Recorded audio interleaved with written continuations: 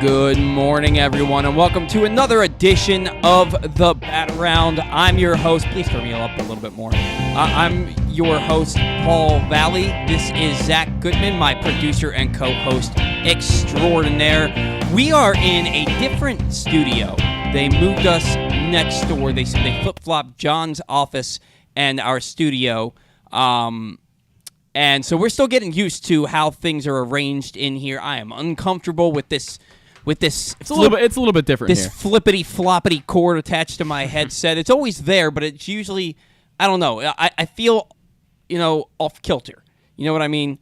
But we're here. We're rocking with it, trying to get through the kinks in a new setup a little bit. We're mirrored from what we normally are. We are mirrored. Anyway, you don't care about that. You care about baseball. You care about all things Orioles. You care about the Bat Around. Otherwise, you wouldn't be tuning in right now. I want to remind you that the Bat Around is brought to you by PressBox.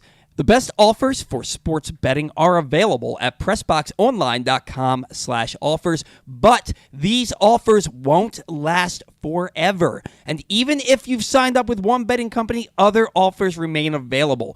So please get to PressBoxOnline.com/offers now and get great bonuses and incentives as you sign up for sports betting. Big show today.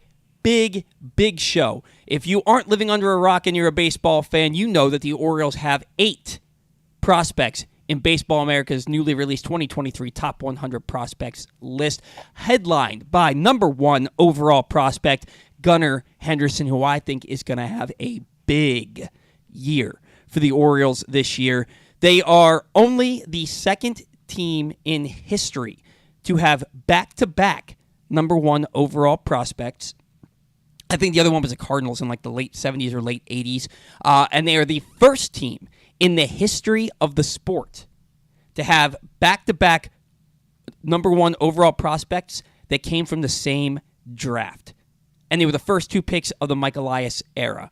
Yeah, I mean, that's pretty special. And then when you consider that Grayson Rodriguez is right there, and he's been, 2, 3 on a lot of lists that you've seen. Mm-hmm. I think Baseball America probably doesn't have him as high as some of the other publications, but he's right there too. And he really can be considered the best pitching prospect in baseball. So really, if you look at that, it's almost like you have 3 number 1 prospects, because Grayson Rodriguez is really right there and could be considered by some people to be one of the top prospects in baseball. And it's special. I mean, it just goes to show how well they've drafted, how well they've built this team.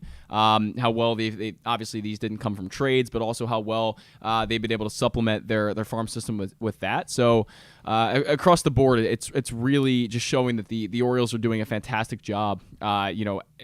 Making this farm system the best in baseball. Well, absolutely. And Grayson Rodriguez, credit to Dan Duquette. He was a Dan Duquette draft pick.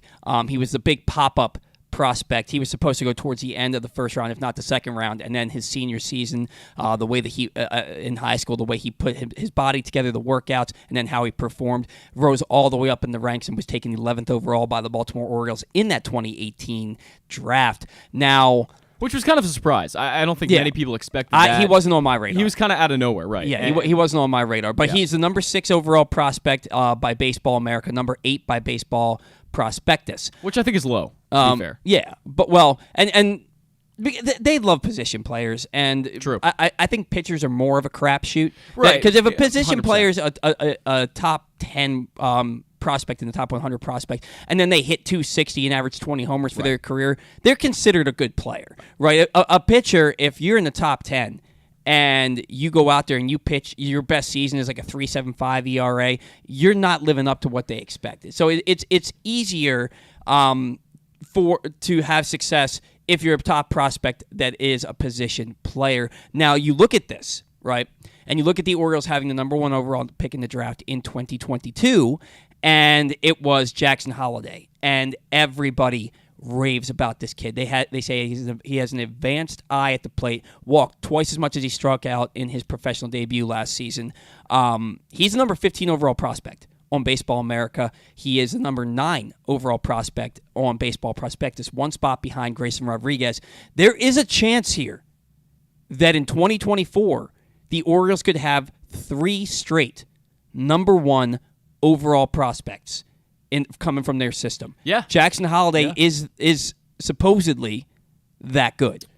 He's going to have to put up, similar numbers what Gunnar Henderson did. I would think his OBP would have to be 380, 390. He'd have to hit a lot of home runs. There's going to be the statistics have to be there. You can project a guy all you want. You can look at Jackson's raw talent and say, wow, this kid can really do everything. He's got a great eye. He's got power. He's going to grow into the body more.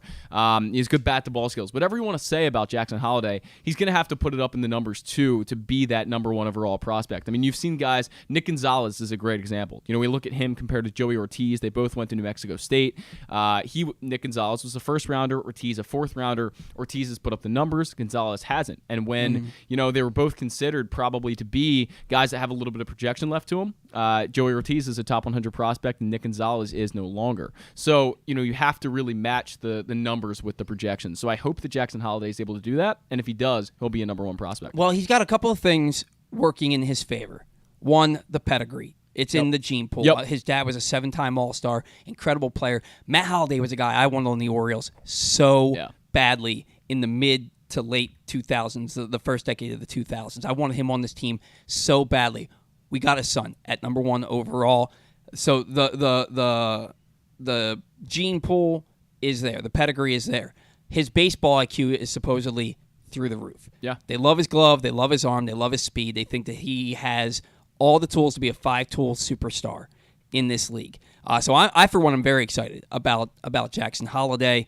If he goes out there this year, and you think that he's probably going to start, I would imagine he's going to start at Aberdeen this year. Yeah. And he may have an opportunity to make it to Bowie by the second half of the season. I don't see him making it to AAA unless he's just so damn good that they have no choice. But he could end the year at Bowie. And then that puts him on the map, on the radar for 2024. Jim Callis from MLB Pipeline, when we had him on the show about 6 weeks ago, he said he thinks that Jackson Holliday could debut for the Orioles in 2024 at some point, which would be huge. Let's go over the rest of this list. The Baseball America top 100, 8 prospects for the Orioles. Number 1, Gunnar Henderson. Number 6, Grayson Rodriguez. Number 15, Jackson Holliday. Number 41, Colton Cowser. Number 75, still on this prospect list, DL Hall. Number 76, Jordan Westberg, Orioles Organizational Minor League Player of the Year. Number 93, Connor Norby, Orioles minor league home run champion last year. He had 29 home runs, more than any other minor leaguer. And at number 95, Joey Ortiz, which is maybe the most surprising. It is on this list. He did not make Baseball Prospectus's list. He did not make their list. But Joey Ortiz is a guy who's got a major league ready glove. He's an elite defender. The bat was solid last year. I think he hit about 280 between 2 different levels with 19 home runs last year. And this was a guy who had a great bat in New Mexico State, but in the higher altitude of New Mexico State. And a small ballpark. Those numbers were inflated a bit. And then he struggled with the bat when he turned pro. But the bat really came on the second half of 2021. But he also dealt with injury. And then once he got into the season, once he got about a year removed from his injury this past season, that's when the bat turned on. And he absolutely mashed at Bowie. Yeah. Absolutely mashed at AAA. And the expectation here is that he's going to go out there and he's going to start at shortstop every day for AAA to start the year, and he may give the Orioles a decision as far if your opening day infield is Adam, aside from Ryan Mountcastle first base. We know that's where he's going to be. If your opening day infield is Adam Frazier at second base, Jorge Mateo at shortstop, and Gunnar Henderson at third base, if Mateo doesn't come out swinging, doesn't get that offensive production going to start the year, and Ortiz gets off to a hot start at AAA, considering the elite glove that he has, the Orioles may be looking at Mateo and saying, hey, man, your leash is a lot shorter than you think. Yeah, I mean, I know we have a different opinion here because I do love the glove of Ortiz, obviously, and Mateo, they have a different glove in a way that, Mateo is a glove-first guy because his range is out of this world. And Ortiz is more of a hands guy. Some of the best hands I've ever seen. They're super quick. Transfers are amazing.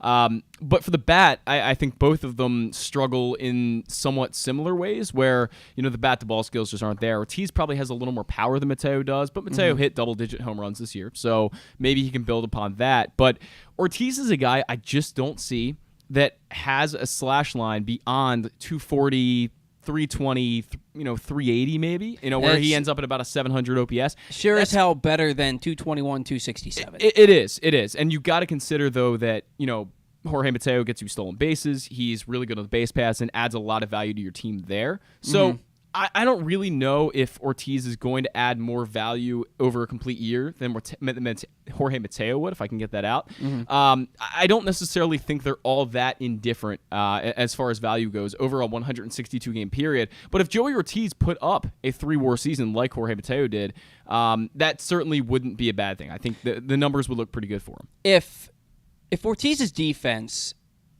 is similar, and we can both agree.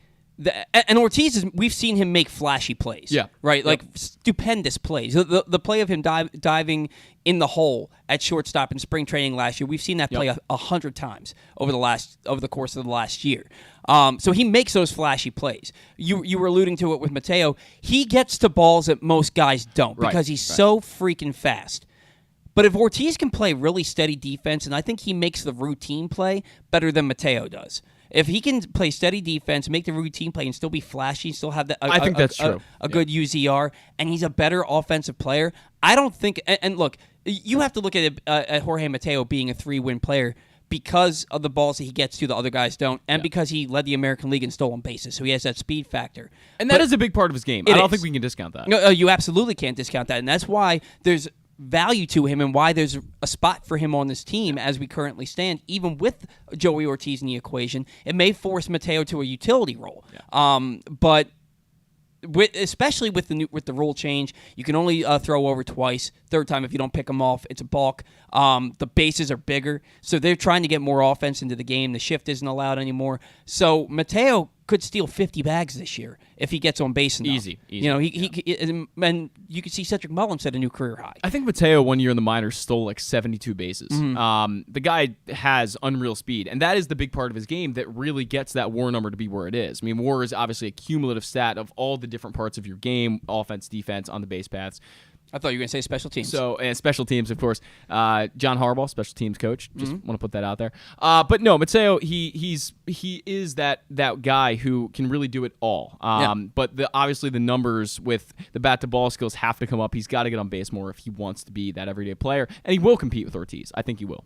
Oh, no, I do agree, and I think. Look, I'm not sold on the fact that Ortiz is going to be this productive hitter at the major league level, but he was productive last year. And he started to be productive the second half of the year before. Keith Law, when I was doing Glenn Clark Radio last year, said that he thought that Joey Ortiz would be the Orioles starting shortstop by the second half of 2022.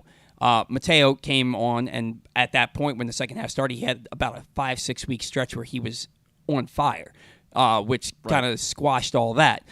I think Joey Ortiz is firmly in the Orioles' plans. Another thing I think is in the Orioles' plans, and I am almost convinced of this, and I was talking to you about this right before the show started. Either Jorge Mateo or Ramon Arias is going to be traded before the season starts. You look and you saw it's Luis Arias, right? Yep. Luis Arias was traded from the Minnesota Twins. Was that a 1-for-1, like a straight up? It was not a 1-for-1. There were 2 prospects that came from the Marlins as well. So it was Lopez and then 2 other guys. So the Marlins traded starting pitcher Pablo Lopez, who was on the Orioles' radar. And if he wasn't, he should have been. They traded him and 2 prospects to the Minnesota Twins for Luis Arias. And the reason that I bring this up is they still have a plethora of starting pitching. The young, controllable starting pitching. Most notably Edward Cabrera, probably. The guy you can probably get. I'm looking at Ramon Arias, and Ramon Arias was a Gold Glove defender at third base, who also did not make an error at second base in pretty substantial playing time there last year. On top of that, he led all Orioles hitters in hard hit rate at like 46.4%. Yeah. I don't think that's a guy that doesn't play every day. I don't. And so when I look at Ramon Arias, I see one of 2 things happening.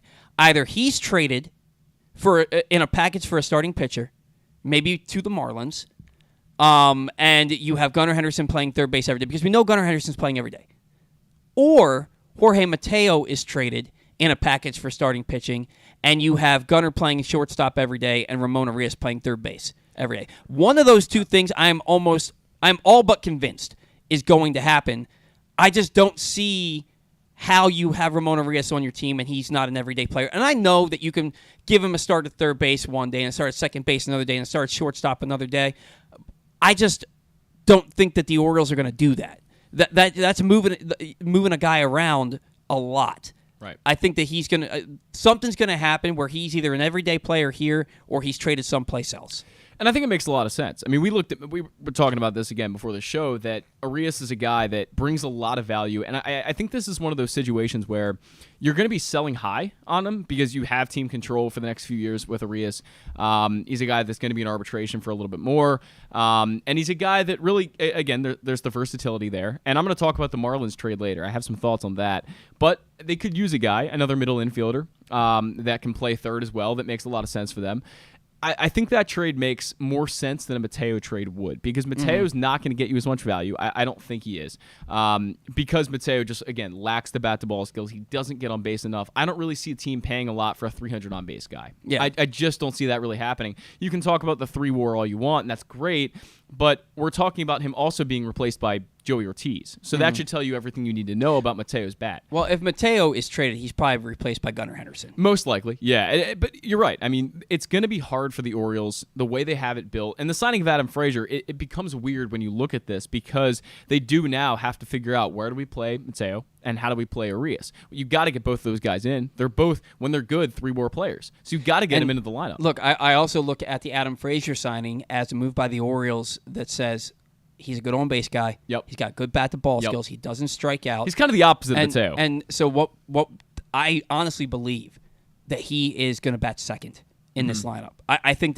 that's the only way that you justify it, really, as far as you justify not getting a middle-of-the-order bat. And I had somebody say to me on Twitter the other day, Adam Frazier is not hitting second on this team, period. And I'm like, if he's a player that he was prior to this past season, yes, if Adam Frazier hits 315, he is the perfect number 2 He's holder. not going to hit 350. He probably won't, but he has. But if he's hitting 280 with a 345 on base percentage, he's going to bat second. Yep. He's going to be your number 2 hitter, and that puts Gunnar third, Rutschman fourth, Mountcastle or Santander fifth, and then Mountcastle or Santander sixth. Then your lineup looks a whole hell of a lot better.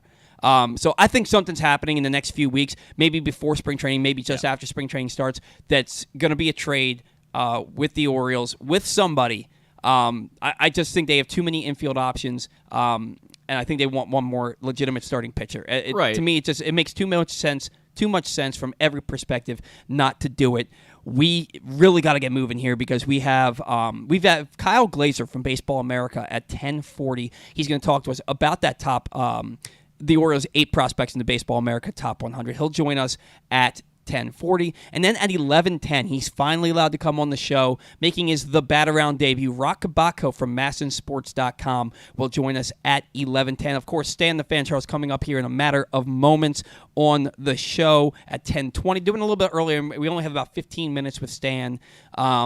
Today because of all the other guests. So, plus Orioles banter at 11:30 and sounding off with Zack Goodman and some Orioles trivia. Zack, I think he's got a whopper for me today. It's it won't be that hard. You'll be good. We'll see. A couple things. Orioles still being linked to Michael Wacha. Zack and I have a difference of opinion here. Zack thinks he makes the Orioles better. I think that he's not so good that it's worth replacing somebody like Dean Kramer in your starting rotation, or Kyle Bradish. To me, I don't think that Michael Wacha is a necessity at this point. However, I do think that it's something that has a legitimate chance of happening. Yeah, that's not my point, though. I wouldn't replace Bradish or Kramer or any of those guys. To me, he's a better pitcher than Gibson. I believe that wholeheartedly. But I guess we'll see. I mean, Gibson had the better 21. Wacha had the better 22. So I believe I'd rather have Wacha as my number 5 than Gibson. Wacha's 2022 was his first good season since 2016. You're correct, yeah. But Kyle Gibson had kind of a down year for Philly. So I don't know. Worse defense, smaller ballpark. That's true. I think, and Kyle Gibson has 6 pitches. I think he's going to bounce back in a big way. When you have Gene Segura behind you, it is it's pretty obvious what happens. Yeah, but, I think that Kyle Gibson's going to have a nice bounce back year. Also, Trey Mancini, beloved Oriole. He signs a 2-year, $14 million deal with the Chicago Cubs with another $7 million in incentives. He can opt out after the 2023 season if he reaches 350 at-bats this season. Quickly, Zach, What can the Cubs realistically expect out of Mancini in 2023? And does he still even have his rookie when he finished third in Rookie of the Year in 2017? Does he even still have a season like that where I believe he hit 291 with 24 home runs? No, is that even still in him? He's probably a 250 hitter, 320, 330 on base guy with a little bit of a better slugging percentage. Mid 700 OPS guy at this point. Not someone who's really gonna blow you away by any means. And he might hit 20 home runs. The power numbers might be there, but I certainly don't see Trey Mancini getting on base anywhere close to the way he did earlier, but before everything happened with him. So It's just kind of the player he is now. He's still a valuable asset, but not a guy who is really going to blow anyone away. Yeah, no, I tend to agree. I hope he has a nice year. Me too. I think the Cubs did made some nice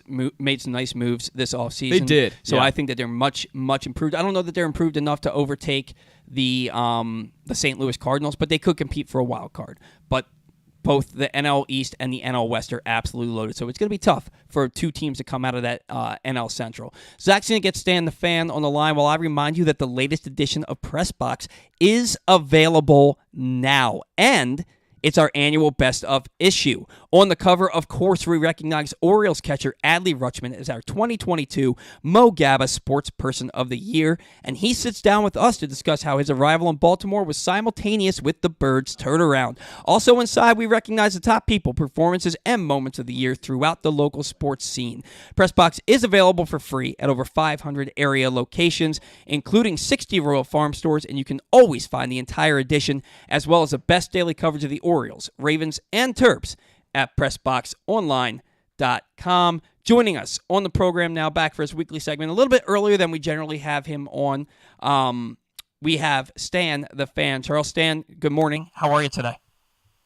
Good morning. I'm fine. How you guys doing? We're doing well. A lot to talk about today, Stan. The first thing I want to talk about is a move that was made yesterday right after I finished my notes and sent them over to you, and that was the Miami Marlins trading Pablo Lopez to the Minnesota Twins, along with two prospects, for Luis Ariz, the American League batting champion from last year. He's the first baseman that they plan to play at second base. A lot of Orioles fans wanted Pablo Lopez. Did the Orioles have anything that they could have offered that was comparable to the American League batting champion to get Pablo Lopez? No, I don't really think so. I mean, I'm sure that Kim Ng and Mike Elias chatted several times during the past couple months, but I just don't think Austin Hayes or Mullins was going to get the job done for Pablo Lopez. And how much better does Pablo Lopez make the Minnesota Twins? And are you and I don't want to steal thunder from Zack's sounding off segment, but is it a little bit of a head scratcher that now the Marlins seem to be playing a lot of guys out of position just to have that offense be a little bit better? Yeah, they're going to be playing Ariz at second base, which moves Segura to third and moves Jazz Chisholm to center field. It's a bit of a gambit, but the players involved are pretty athletic. Mm-hmm. And in Segura's case, he'll be an adequate third baseman, nothing more than that. But Ariz has played most of his career at second base, right? But it is. But they had to do something to spark some offense, and I think they made a nice deal.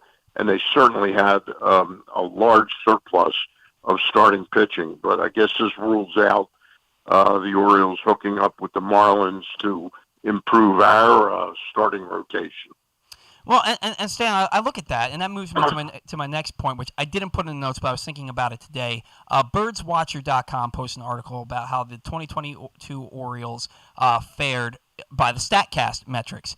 And Ramon Arias led all Orioles hitters in hard hit percentage. I believe it was 46.4% of his contact was hard hit. And I look at Arias, and he won the Gold Glove at third base. He didn't make a single error in his time at second base, and he led the team in hard hit percentage. And it makes me think, I'm almost convinced that before or during spring training this year, the Orioles are going to trade either Mateo or Arias, because I don't feel like Arias is a guy that they don't want to play every day, and I also don't see them bouncing him around and not having him be in a position that where he can get comfortable. What are your thoughts on the idea that the Orioles may trade from their surplus of infielders to maybe pick up another starting pitcher?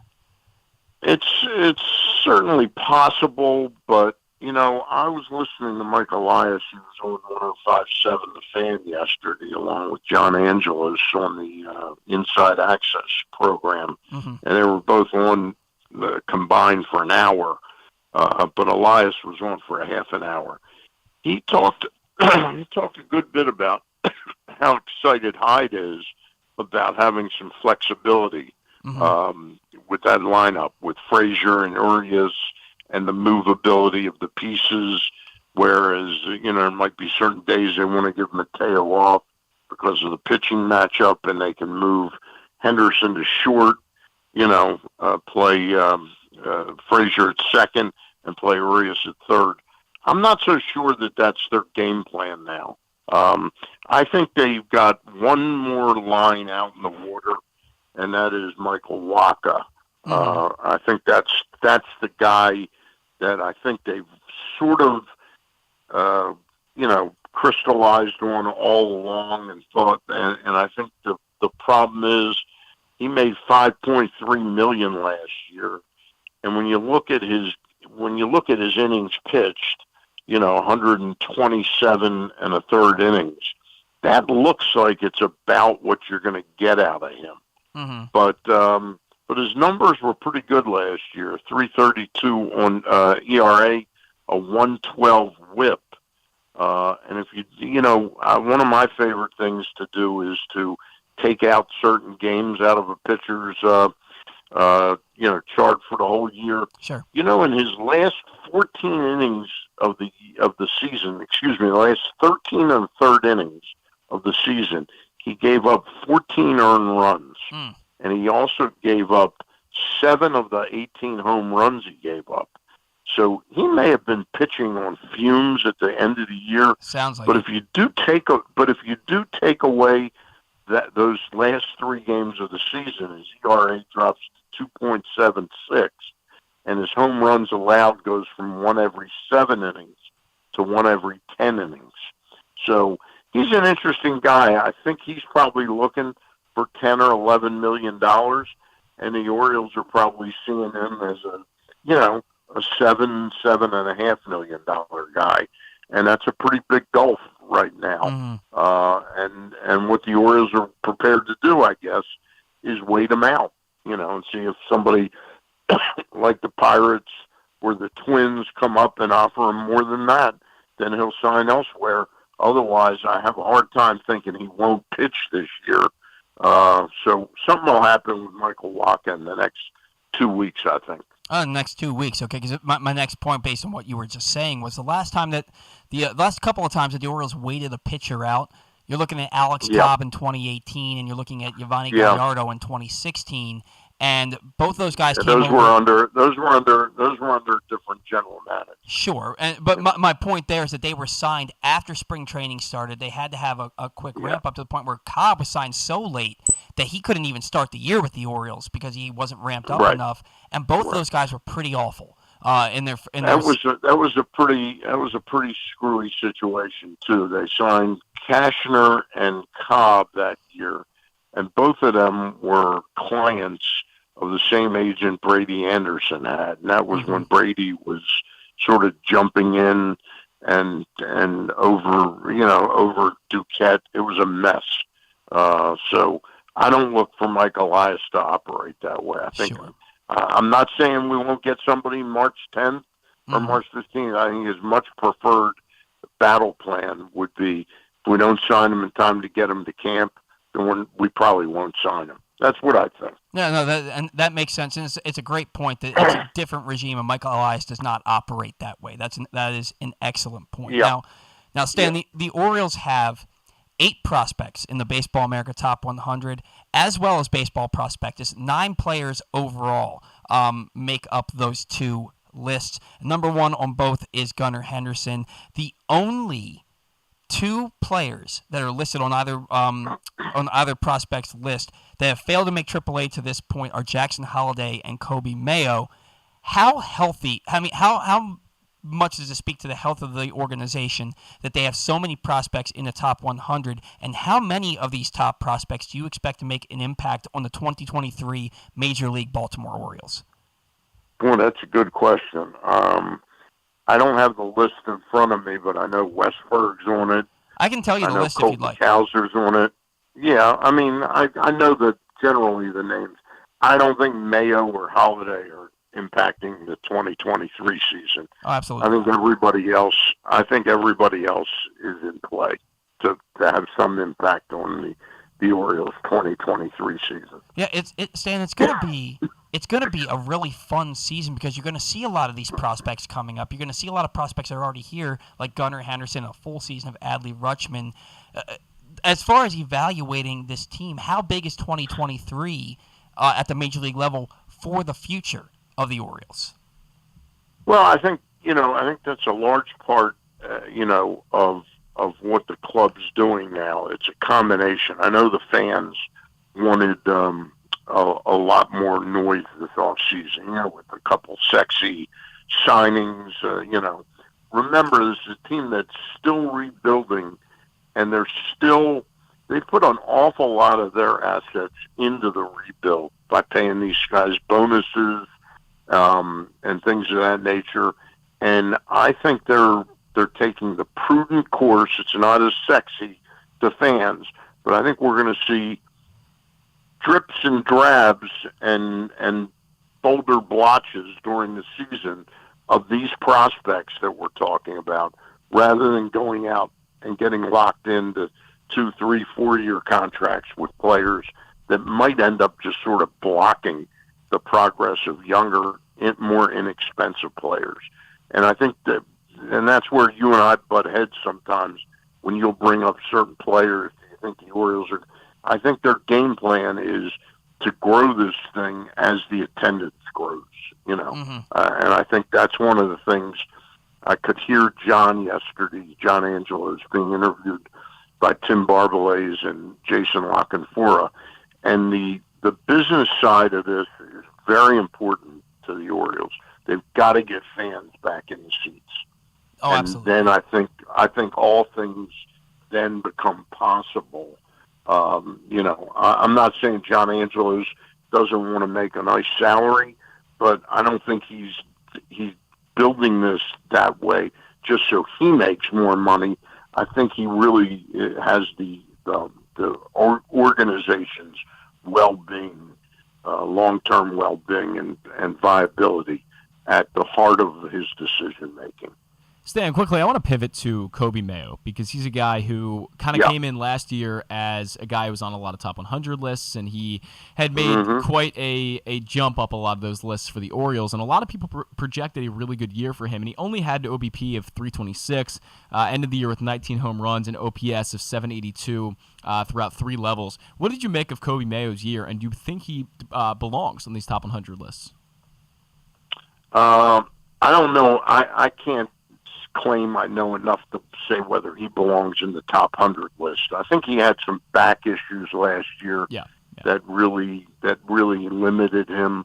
I'm very excited by him. Still am. I think it's very key though when you project a player, start to watch this year and next year those strikeout to walk ratios and his strikeouts per at-bats ratios. I've been harping on Mountcastle as a dubious superstar for 5 years, and the club just keeps, planning to put him out there, and I was very disappointed in him last year. That's what happens when you never get that strikeout to at-bat ratio and strikeout to walk ratio in line a lot better. Yeah, it's and now Coby Mayo could be forcing their hand if Mountcastle doesn't come out and really improve upon his 2022 season. Stan, quickly before we let you go, we'd be remiss if we didn't talk with you about Trey Mancini signing with the Chicago Cubs, 2 years, $14 million, with another $7 million in incentives. If he accrues 350 at bats in 2023. He then can trigger an opt-out clause for the 2024 season. how do you feel about this deal for Trey Mancini, and how much does he have left in the tank? Those are good questions. I'm very excited for Trey that he got a deal that nice that could pay him very nicely. $14 million is nothing to sneeze at. Sure. And if he earns that full $21 million for 2 years, that's about as good as you could have expected coming off of the season he had this past year. Trey's battled through a lot of things. There's no question when you look at his career, sort of, the trajectory of his career, that the cancer seems to have really, taken a toll on him. Whether that's a long-term toll or whether that's something that gradually he can get back, some more stamina and less fatigue and stay as strong as he is for a whole year. I'm not a doctor. I can't project. It's clear, though, that he was a much better player before the cancer than he has been since the cancer. And I'm hoping, because I love Trey Mancini, still would have loved him on this team.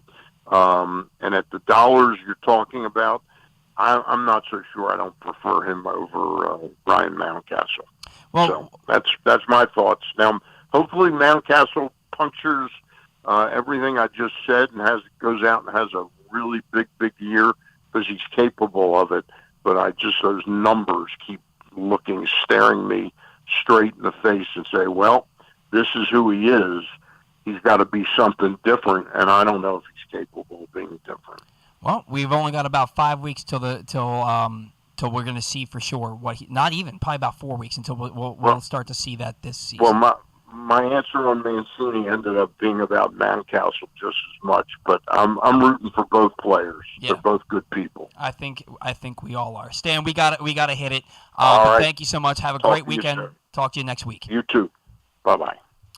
And that was Stan the Fan, Charles, who still in 2023 will continue to have 2 great shows for you every week. Every Monday night, Stan and former Orioles pitcher Roch Kubatko visit with a different guest from the world of baseball. And every Thursday night, Stan and Gary Stein chat with a different newsmaker from the world of sports. This week, Stan and Luke Jackson dove deeper into what the Orioles have and have not done this offseason, while Stan and Gary caught up with Press Box Ravens beat writer Bo Smolka. Find those shows under the videos tab at facebook.com/PressBoxSports or PressBoxOnline.com/video. And don't forget to tune in this Monday when Stan and Ross are back for another great show, guest to be determined. We got to catch our first break. When we come back from Baseball America, Kyle Glaser joins the Bat Around to talk about the Orioles' 8 prospects in their top 100. That next on the Bat Around. Gambling can be a fun and entertaining experience, but there are risks involved. If you're planning on betting on the game at the casino or on your phone or computer, know your limit, stay within it. Set a budget and a time to stop. Remember, gambling isn't a financial solution, and it doesn't mix well with alcohol or drugs. Know the risks and have a plan before you begin gambling. For free and confidential services, call 1-800-GAMBLER 24/7 or go to helpmygamblingproblem.org. The latest edition of Press Box is available now, and it's our annual Best Of issue. On the cover, we recognize Orioles catcher Adley Rutschman as our 2022 Mo Gabba Sports Person of the Year, and he sits down with us to discuss how his arrival in Baltimore was simultaneous with the Birds' turnaround. Also inside, we recognize the top people, performances, and moments of the year throughout the local sports scene. Press Box is available for free at over 500 area locations, including 60 Royal Farm stores, and you can always find the entire edition as well as the best daily coverage of the Orioles, Ravens, and Terps at PressBoxOnline.com. That first sip. That first bite. Start your day off right with a delicious breakfast at Royal Farms. Choose from a fantastic selection of fresh Royal Farms breakfast sandwiches and top it off with a rich hot cup of the freshest coffee in the world. At Royal Farms, breakfast is available day and night. It's the freshest breakfast in the world. Real fresh, real fast. Royal Farms. Experience the best in Kamado Grilling, a complete outdoor cooking appliance. The Ginsu Kamado Grill allows anyone to sear, grill, bake, and smoke all types of food. Designed for efficiency and function, the Ginsu Kamado Grill upholds the enduring legacy of the iconic Ginsu brand. The Ginsu Kamado Grill is perfect to cook all year round, is great for parties, and ideal for tailgating with your friends. Reserve your Ginsu Kamado Grill today at ginsugrills.com and get $100 off on your pre-order when you use the promo code TAILGATE. That's ginsugrills.com. Reserve yours today. Stan the Fan here, welcoming back one of my favorite sponsors, the Costas Inn. And everybody around Baltimore knows the Costas Inn is a great place to go and grab crabs, steaks, salads, soups, whatever's on your mind to eat in person. But did you know that the Costas Inn has upped their game? They are now one of the premier takeout places in Baltimore. Give them a call now to order your food, 410-477-1975. That's the Costas Inn, over 4100 North Point Boulevard.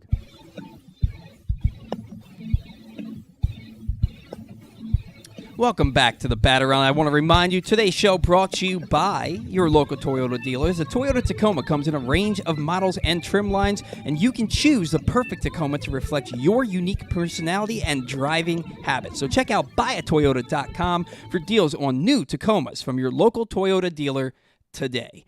Joining us live on the show now, it came out this past week, the new 2023 Baseball America Top 100 Prospects list, and the Orioles were well represented, featuring 8 prospects in that Baseball America Top 100, including the number 1 overall prospect in Gunnar Henderson. Joining us now on the Batter Round is Kyle Glaser of Baseball America, and he's going to talk to us a little bit about this prospects list. Kyle, good morning. It's Paul. It's Zach. Thanks for taking some time for us. How are you today? Doing all right. Thanks for having me, guys. We're thrilled. We always love getting a chance to talk with you about these Orioles prospects. You have, again, 8 Orioles prospects featured in the top 100. Most surprising, I think, to all of us is Joey Ortiz at number 95 overall. How did Joey Ortiz shoot up your rankings? Yeah, so first and foremost, he's always been a really, really, really good defender, even dating back to his college days. That's something that has always given him kind of this ability to really stand out on the field. But he was always kind of a light bat, so to speak. What we've seen the Orioles do is have a lot of success making some changes to swings and just really help guys get better as hitters. We've seen it throughout their system. That includes Gunnar Henderson. And over last year, Joey Ortiz got to AAA, and over the second half made us some swing changes, and we saw his exit velocity start to shoot up, and his production went through the roof. He was one of the most productive hitters in the minor leagues the second half last year at the minors' highest level. So, in talking with evaluators around the game, there's a sense that, he's not necessarily a slam dunk top 100 guy, but he's in the conversation there at the back. And when we sort of looked at all the other names around, we said, here's a guy who's a great defender, who hit and performed at the highest levels in the minors, and, keeps getting better. This isn't a guy who's regressing or stalling. And ultimately, when we looked at him compared to some of the other guys we were considering at the back, it was a pretty compelling case. And with the Orioles, they have Jorge Mateo, a Fielding Bible Award winner at shortstop from last year, an elite defender with a pretty weak bat.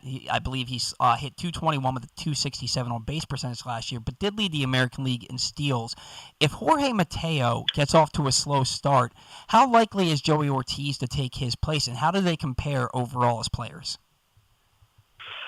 Yeah, I mean, again, so that's going to depend on how well Ortiz is performing, right? So the second half of that coin is he has to show he can continue it. What he did last year, particularly in the second half, was beyond all expectations. So we have to see if it's sustainable. That's the first part of that. But look, it's just like any other position on the diamond for any other team in Major League Baseball. If a guy is really, really struggling and there's a prospect who's showing he might be a better option behind him, eventually the prospect's going to give a shot, get a shot. They're different players. They're both really good defenders in different ways, but Mateo's always been a questionable hitter whose game revolves around speed. Ortiz, has the ability to just make more contact and do a little bit more damage. He's not a slugger by any means, but there's definitely a little more thump there, but he's maybe a little less dynamic, if you will, in some other aspects of his game. So, look, it's on Jorge Mateo. It's Jorge Mateo's job to lose. But if he scuffles, and Ortiz keeps up doing what he's doing, it would not be a surprise to see Ortiz getting some reps at some point during the season. Now, another guy who is an option at shortstop for the Orioles, if not now, then certainly in the future, although he's got the bulk of his playing time at the big league level at third base. That's Gunnar Henderson, your number one overall prospect for Baseball America in 2023. Made it to the majors at the end of August last season, and there was never really a point, as far as my eyes are concerned, where he looked overmatched. We've heard his work ethic is tremendous, and his drive to be better is sensational. How good is this kid, and what are some realistic projections for him? Yeah, I mean, he's very, very, very good. He projects to be, potentially an all-star third baseman who hits for average, hits for power, plays good defense for you. Now, it's important to note that not all prospect crops are created equal. Just as some draft classes are stronger than draft classes in other years, some prospect crops in some years are stronger than others. So, Adley Rutschman, even though he was number one last year and Gunner's number one this year, was a better prospect than Gunnar Henderson. Adley Rutschman was just a generational type of prospect, as was Julio Rodriguez at the top last year as well. So Gunner's not quite to their level where you're talking about a face of the franchise type, but he's really, really, really good. And again, if you have a guy who's hitting for power and average in the middle of your lineup, playing third base, making all-star games, that's a great player. The Orioles, they certainly have a good problem on their hands. They have a plethora of middle infield guys who are, creeping up those prospect boards, and chief among them is Jackson Holliday, number one overall pick in 2022, has the genes and the baseball IQ to be as good as he wants to be. Where do you expect him to start the 2023 season and then end the 2023 season? And is it possible that this time next year we're talking about the Orioles being the first team ever with 3 consecutive number one overall prospects? Yeah, so realistically, you expect him to start at low A this year. He got up there for a brief minute at the end of last year. And look, this is an incredibly, incredibly talented kid. You have to remember, he was in high school at this time last year and still is just very young, growing into his body, has a long way to go. So, yeah, you start him in low A. I mean, best case scenario, the Cinderella season where everything goes right, maybe he ends the year in double A. But there's no question that there's a very real possibility that if Jackson Holliday continues on the path he's on, continues doing what he did last year, we could be talking about a guy who's the number one prospect next year. And you're right, that would make the Orioles the first team ever to have 3 top overall prospects, 3 different players, I should say, back-to-back-to-back years. The only other team that's even had 2 is the Cardinals back when it was J.D. Drew and Rick Ankiel were back-to-back number one prospects. So if that happens, the Orioles certainly will be making history in a prospect sense. Now, with a guy like Jackson Holliday, we've talked with other people on the show in the industry, and some believe that he could debut with the Orioles in the second half of 2024. Are you pumping the brakes on that kind of projection, or does he have a real chance with the talent that he has, if he continues to progress, to make that happen in 2024?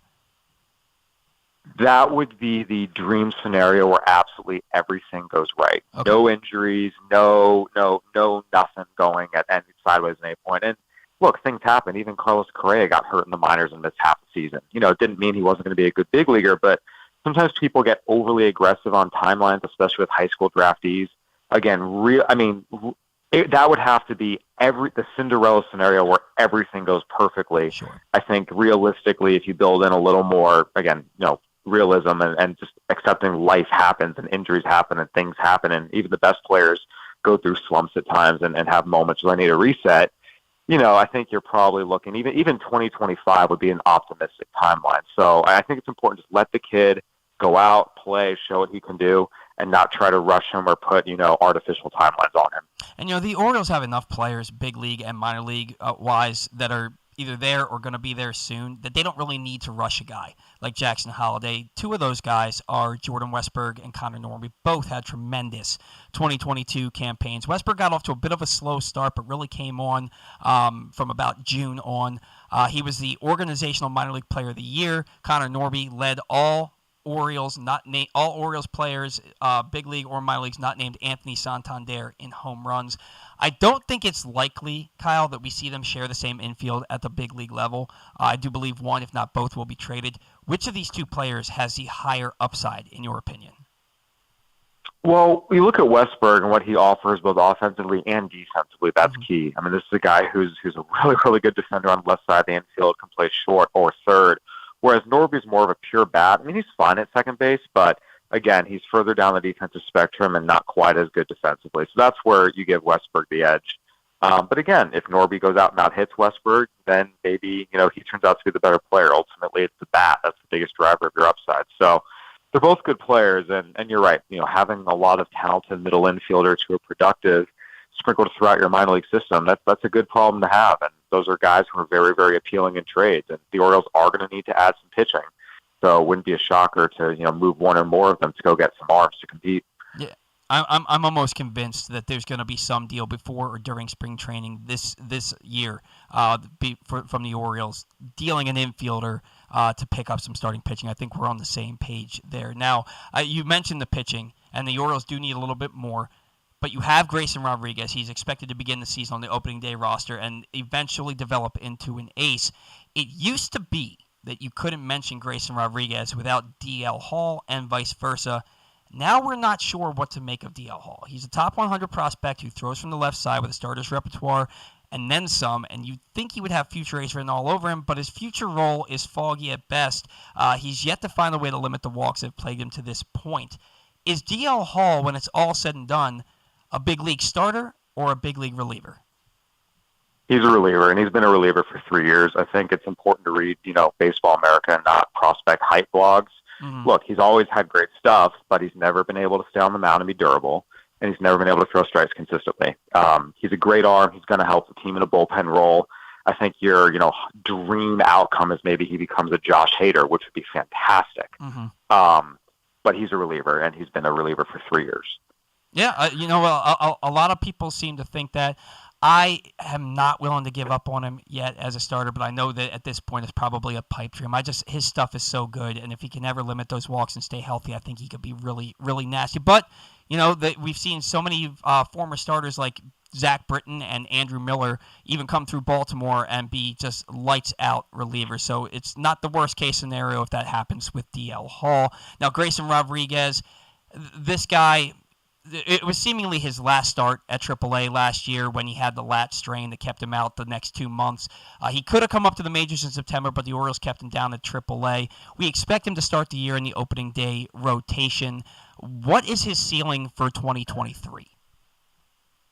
For 2023, expect him to be a good, productive pitcher, but like all young pitchers, he's going to have his ups and downs. You can't simulate facing guys in the major leagues in AAA. There's a lot of guys who went on to be Cy Young Award winners. If you look back, their first year or two in the majors was a little bumpy. I like to tell everyone, Max Scherzer got demoted in his third year in the majors and didn't have his first subs 3.5 ERA as a full-time starter until his sixth season. So starting pitchers take a little while. I think Grayson Rodriguez has every ability to grow into an ace, a 1, a 2, the type of guy you give the ball to start a playoff series and say, go win us this game.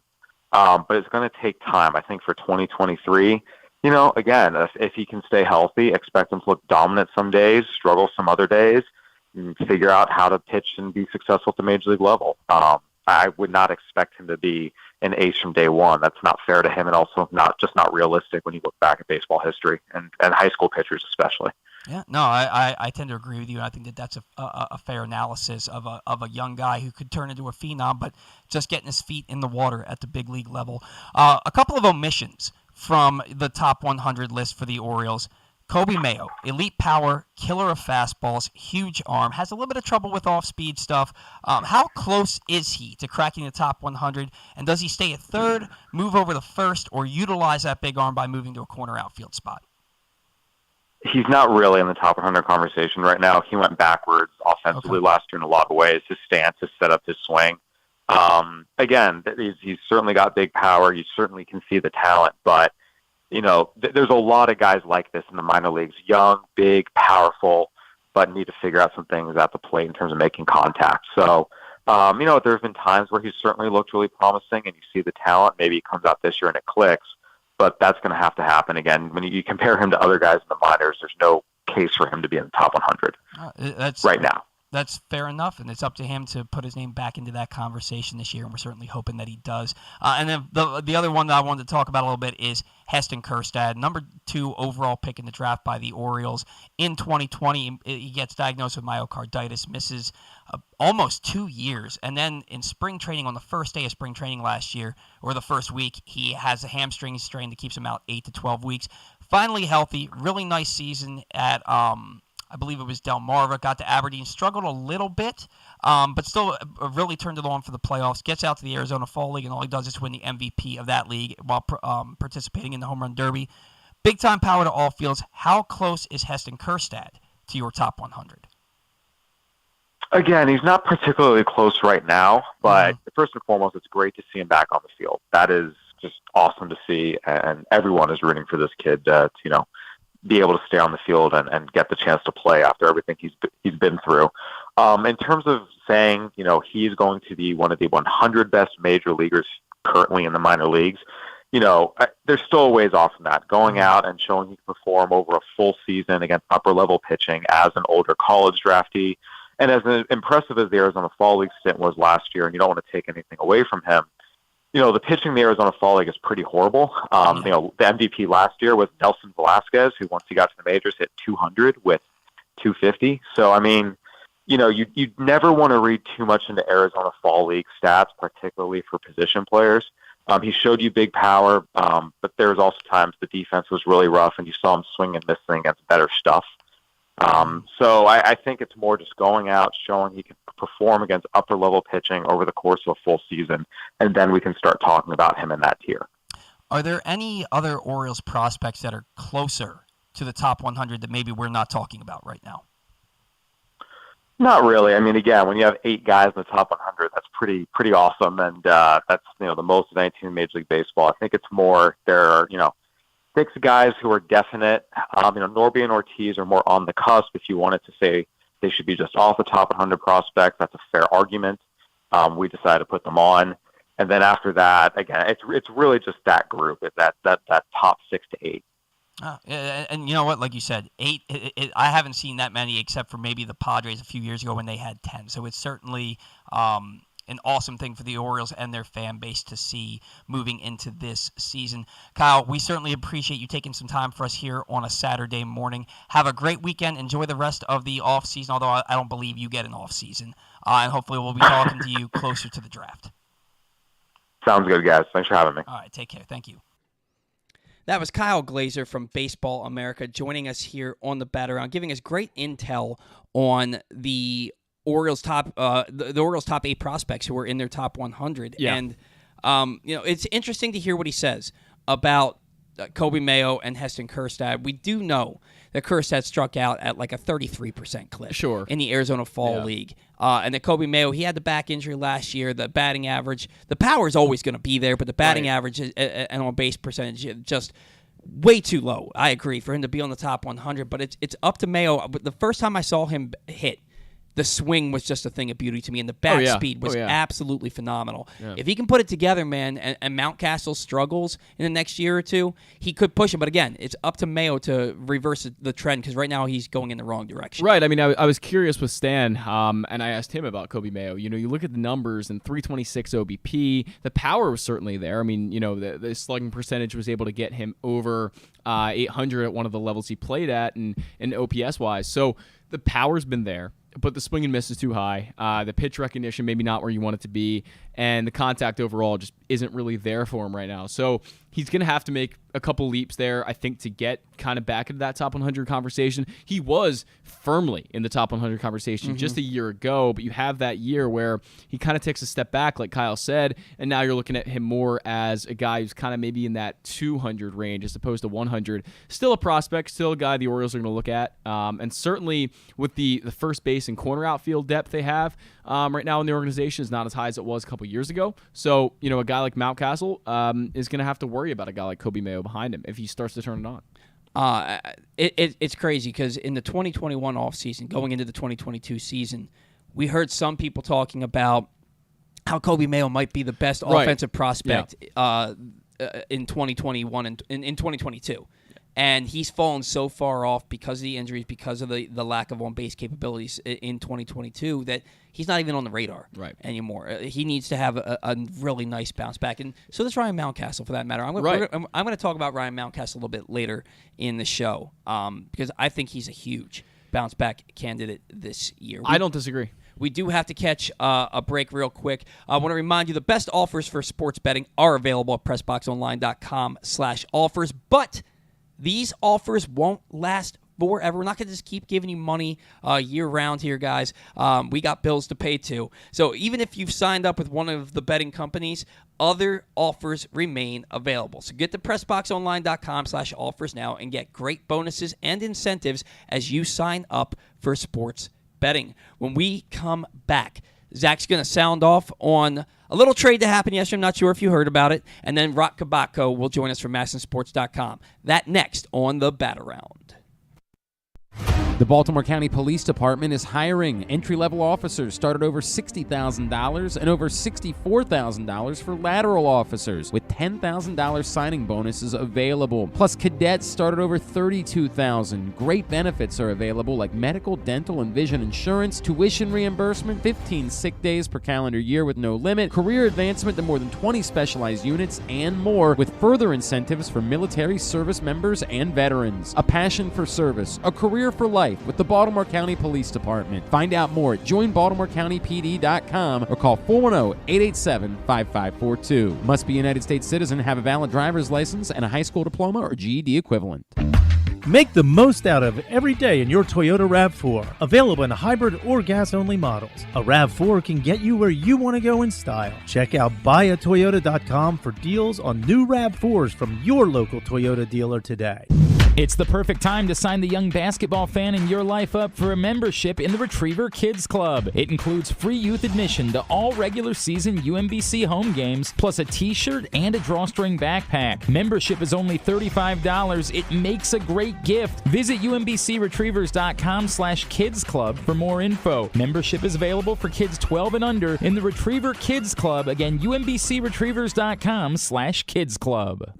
Sports betting has come to Maryland, and we're ready to help you win some money. Tune in for Simply the Bets every Tuesday morning at 11:40. FanDuel Sportsbook Assistant GM Leon Twyman and VSiN's Aaron Oster join the guys every week to give you all of the info you need and offer you a few winners. And every other Thursday at 11:40, tune in for Weekend at Bookies as Andrew Stecca and Alloy Sports' Brad Kronthal help make you some money for the weekend. So come win some money with us on Simply the Bets every Tuesday and Weekend at Bookies every other Thursday. Brought to you by the FanDuel Sportsbook at Live Casino and Hotel Maryland. Listen at PressBoxOnline.com/radio. Watch at YouTube.com/PressBoxOnline.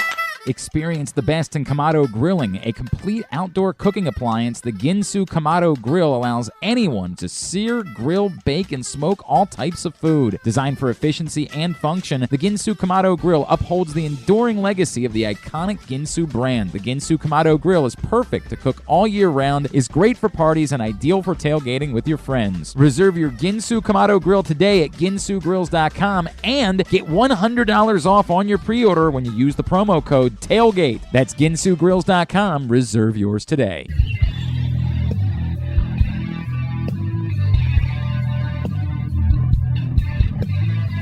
All right, welcome back to the Bat Around. Rolling along here today on the show.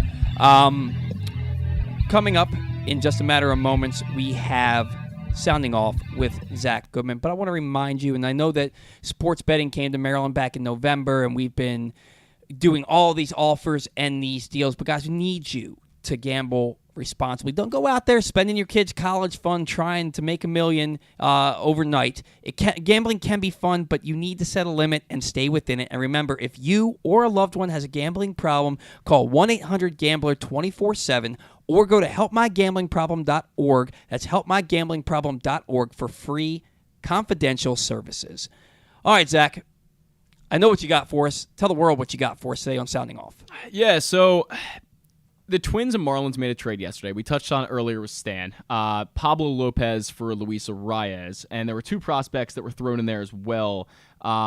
These are Jose Salas and Byron Chiriot. I hope I said those correctly. But a 19-year-old and a 17-year-old. They were the Marlins' number 5 and number 29 prospects, respectively. I believe according to MLB Pipeline. So these guys are not just anybody's. They're legit top 30 prospects in an organization. And as far as Salas goes, a pretty good player.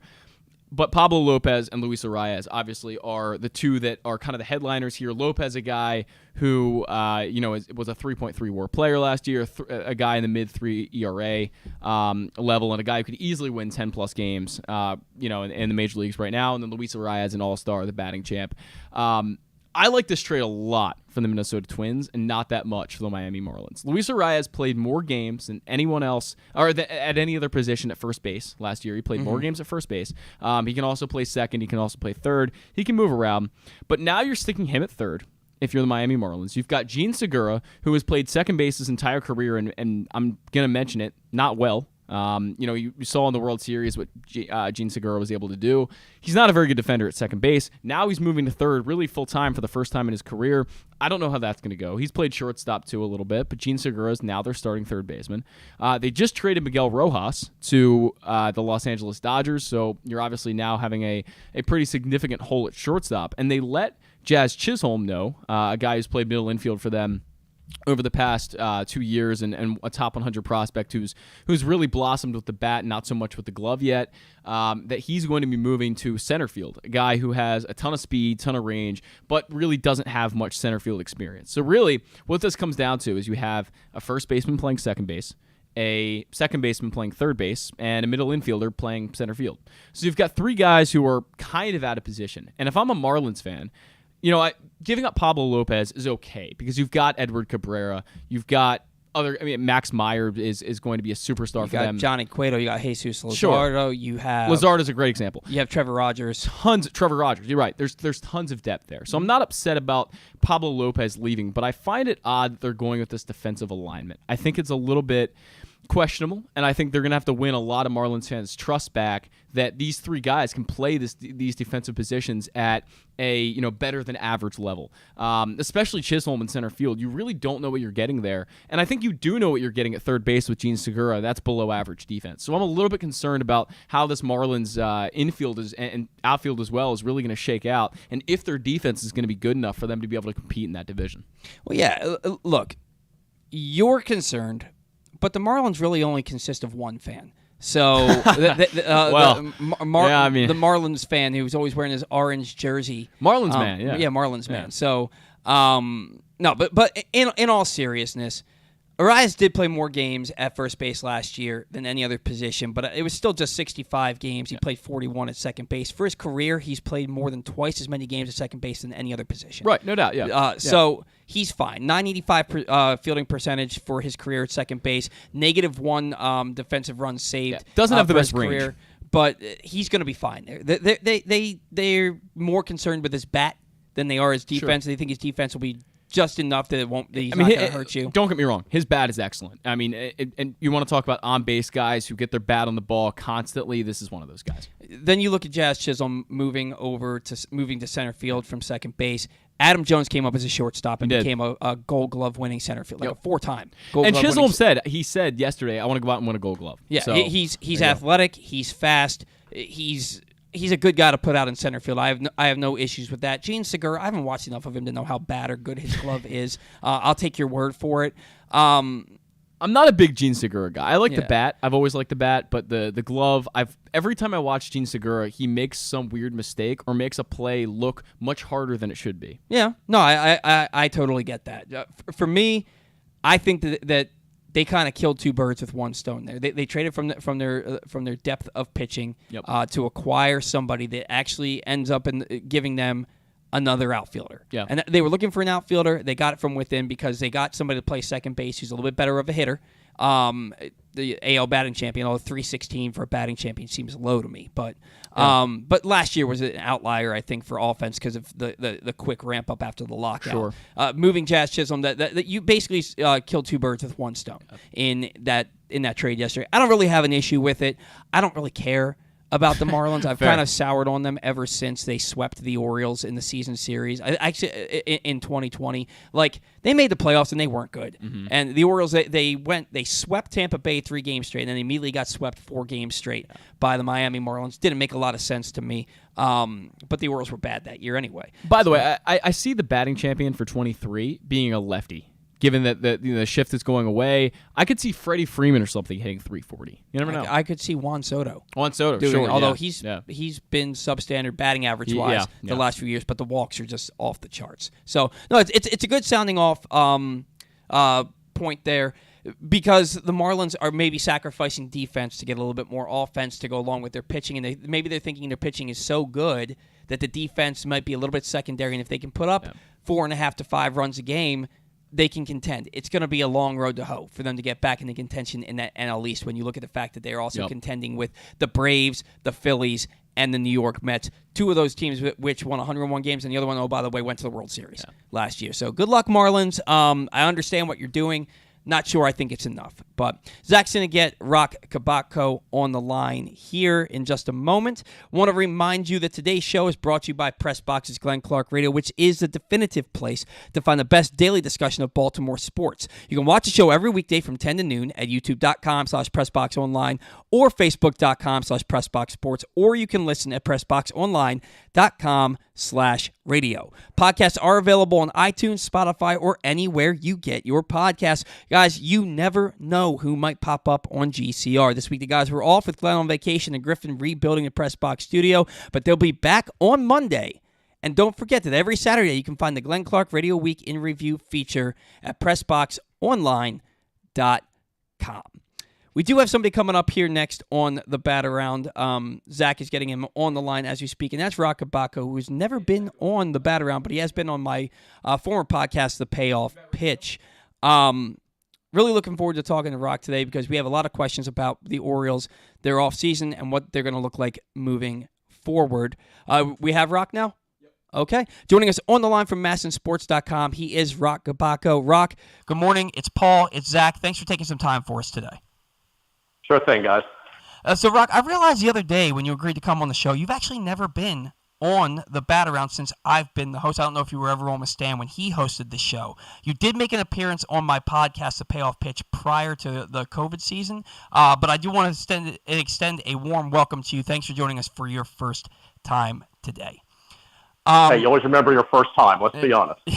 You never forget it. Yeah, you are absolutely correct. I hope this one goes smoother. But oh man, you're killing me already. Let's start with the Orioles rotation, Roch. Kyle Gibson added. Grayson Rodriguez is expected to start the year on the 26-man roster, and we think Kyle Bradish and Dean Kramer did enough to be penciled in. Leaves a competition between Tyler Wells, Austin Voth, D.L. Hall, Mike Baumann, and perhaps even Bruce Zimmerman, unless another starting pitcher is signed or traded for. And this is all before you add in that John Means should be back by midseason. Of those candidates that I just listed, I know there were a lot of them, who would you say has the inside track to be part of this Orioles rotation in 2023? I would think Tyler Wells. They do have, the knowledge that if they needed to move him in the bullpen, he could be very effective. And he'd be stretched out in camp, so he wouldn't be just a one-inning back-end guy necessarily. So you do have that option. But I think right now, if you had to place the odds, Wells was their most consistent starter in the first half, and then, of course, the injuries hit.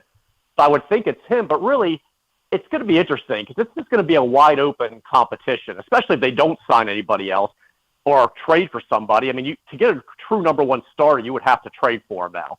There's no one in the free agency now to get Michael Wacha, who they've been engaged with for months. He could eventually slot in the number one, but I think at this point it would just be an open competition. And how many times, I know you've probably been a fan for a while now, have they gone to spring training where you've had no idea who the projected opening day starter is? Yeah. It's been John Means, and last year it was Means. You knew Lyles was second, then it was open from there. Or it was Chris Tillman in past years. You just had an idea, Bundy, Gothman, whomever. And now it's like it could be anybody. It may literally be who has the best camp and how they line up those guys, how they want them lined up for the opening series in Boston, and then they go to Texas, and maybe they look at matchups and say we'd rather have these three at Fenway Park and then these guys in Texas. I don't know. It's just, again, we have to see if they do add somebody else. They certainly are still trying. But, they could go in so many different directions. DL Hall maybe makes the rotation, or again, this is somebody that I think rather than optioning him, you would say, well, fine, go to the bullpen, at least for now. We still think he'd be the starter, but open the year in the pen and be that electric arm for an inning or two and really, really strengthen a bullpen, because that's going to need to be really good again, because you don't know what you're going to get from the rotation, and you may have some guys still on some inning limits, especially Grayson Rodriguez, so you're going to need a really, hefty, dependable bullpen. But so it's really just wide open right now. It's going to be the most interesting story in camp. And Roch, let's talk a little bit about DL Hall. We just had Kyle Glaser from Baseball America on right before you, and I asked him if ultimately when it's all said and done, is DL Hall a starter or reliever? And he said he's been a reliever for 3 years. That the health and the control issues have reliever written all over him. Are you in that camp? I know that you've been reporting for months now that the Orioles still plan to stretch him out as a starter. Are you in the camp that says eventually he ends up just being a reliever? Do you think he can still be a starter and a quality one at that? I think he can be a starter as long as he just becomes more consistent with his command, with his control, and we won't know that now. We have to wait until this thing plays out. There's no way you can predict he's never going to be more of a strike thrower. It's really unfair to label him already. Either way, all these guys pretty much that are starter candidates, you stretch them out, and then they go to the bullpen. That includes both Spencer Watkins, Bruce Zimmerman, whomever. And then if they have to go to the bullpen, that's great. You have, multi-inning guys. So he will be stretched out. I'd expect him to make starts in camp, but it just gives you the flexibility, depending on how he pitches and how the rotation is comprised, that you could go ahead and move him to the pen. I don't think the Orioles at all have given up on him being a starter, but they do also recognize how valuable he could be in a relief role. I just think it's hard right now to put a label on him when he's still, this young, this stage of his career, limited major league exposure. I feel like they are still thinking with their pitching program and how they've got guys to lower their walk rates. And that happened with Tino Perez and Felix Bautista. The rare occurrences where somebody with high walk rates in the minors actually lower them in the majors. I think they're confident that they can work with DL and get him to do the same.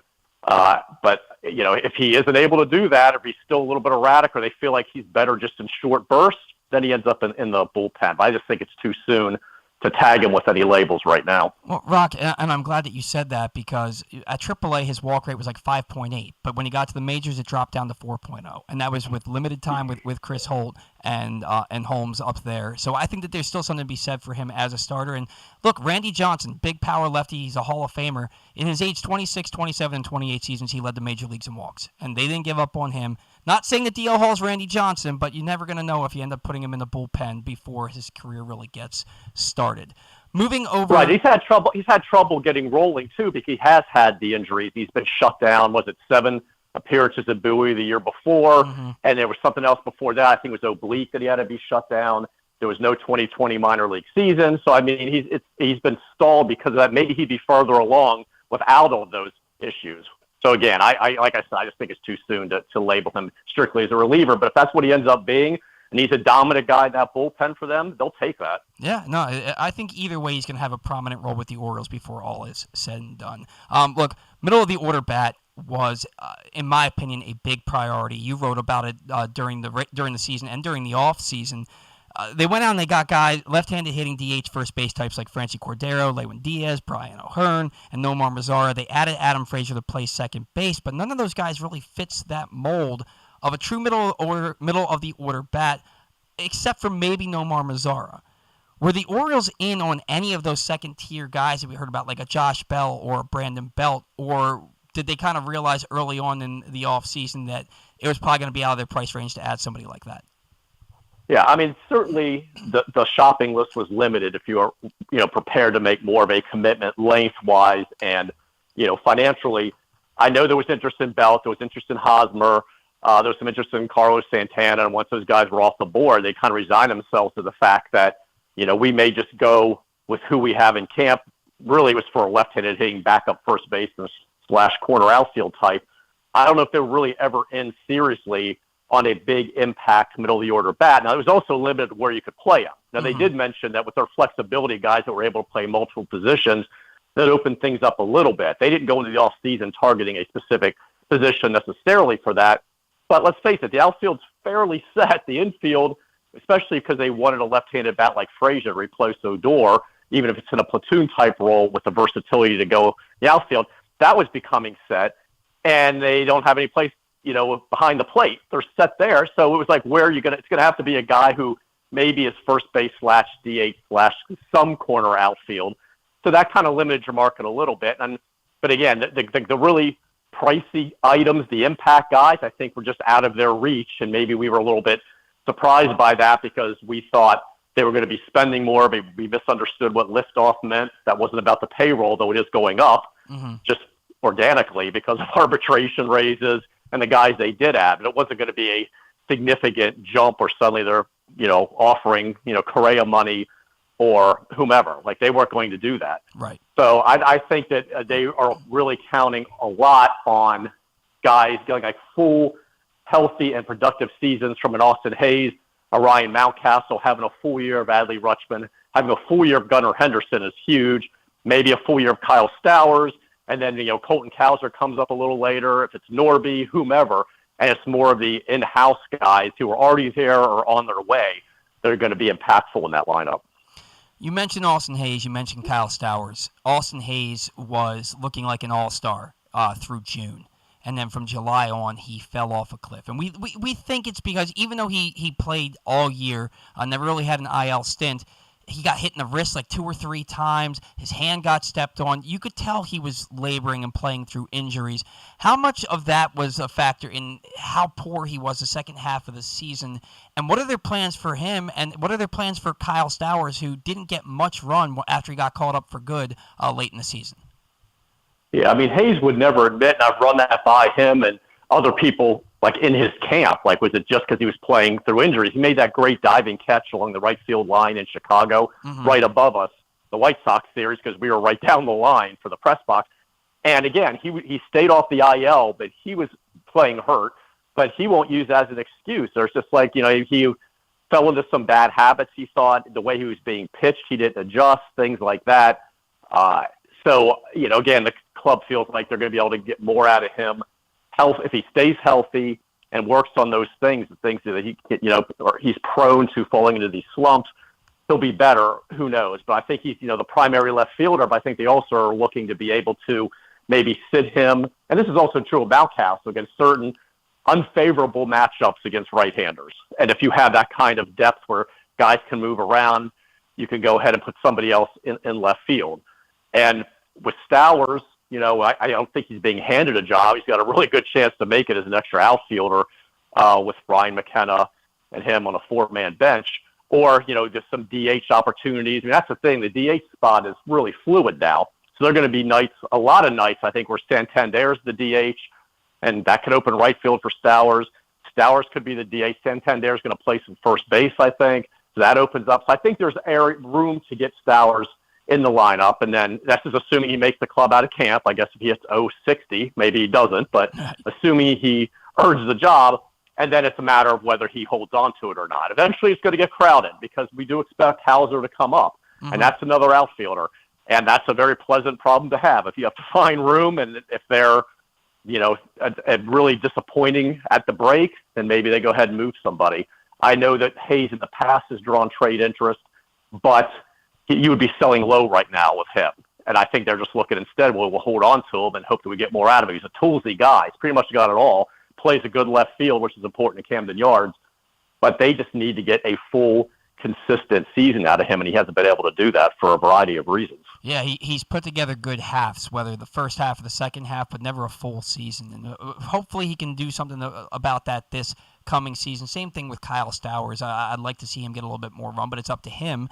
Now, the Orioles also have a similar problem in their infield. We know Gunnar Henderson is going to be an everyday player, whether it's at third base or shortstop. Right now, assuming that they have, just because they haven't made a trade to this point, it looks like Gunnar's going to be your everyday third baseman, and Mateo is going to play shortstop. But you also have Ramon Arias, who just won a Gold Glove at third base, didn't make an error at second base, had the highest hard hit percentage of the Orioles this past season.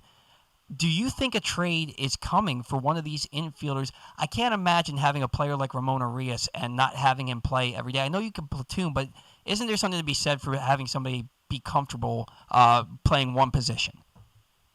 Yeah, and I think the Orioles certainly from my understanding, are open to, if they're going to trade from the major league roster as opposed to the prospects in AAA, for example, or AA, to get, let's say, a frontline starting pitcher, they certainly would be willing to include an infielder, and it would be a Mateo or a Urias, because Gunnar Henderson is a conversation stopper. As soon as somebody asks about him, you basically hang up the phone. So, but one of those two guys, and there are teams out there looking for middle infielders with the right offer, and you may have to obviously package. I don't know if you get number one starter for either one of those guys, but you package them. They would certainly be open to doing that. But also, when I've written this, they also like the idea of what they have right now, of having, a couple guys from the left side with Gunnar, left side of the plate with Gunnar and Frazier, and then you have Mateo, Urias from the right side. I mean, they like that mix, and they'll figure out ways to, again, with Urias is probably going to play a lot of second base if he's still in the club, while Frazier either sits or gets starts in the corner outfield, and Urias can move all around the infield. But it really does look like Gunnar for now is the third baseman, which I've said I wondered how many times a guy won a Gold Glove at a position and then moved to another one. Right. So I found out it's not that unusual. I had written about it, but still a little odd. But Urias' versatility is an asset for the club, but they do like being able to move him around. And Mateo won the Fielding Bible Award as short, and should have been at least a finalist for a Gold Glove. So they're not pushing to get rid of him as a shortstop, and led the league in stolen bases. And they feel like he had that great 31 game spurt or whatever, where his bat really came to life and then lost it again. I'm sure they feel like, all right, something's in there. We'll tap into it. We can get more out of him. And if not, he's a plus defender with really good speed at the bottom of the lineup, and they'll take that. So at this point, he looks like he's still the shortstop, and they really would prefer not putting Gunnar on the right side, even though he could. I think Brandon Hyde made that clear at the winter meetings, that he felt bad that he started him when he did at second, because he felt like that was just putting a lot on him, especially when it was relatively new for him to play on that side. Really would like to keep on the left side. If you still have Mateo, that leaves third base, and he is a plus defender at third. Certainly that arm plays at third, and maybe he kind of takes that Cal Ripken path, where eventually he does move to shortstop, but he starts out being a third baseman. Or Manny Machado, same idea. You start out at third, and eventually when the spot opens, maybe later this summer, maybe by next season, he's your shortstop. Well, yeah, and those are a couple of good comparisons. If you're going to compare somebody to players, Cal Ripken and Manny Machado ain't half bad.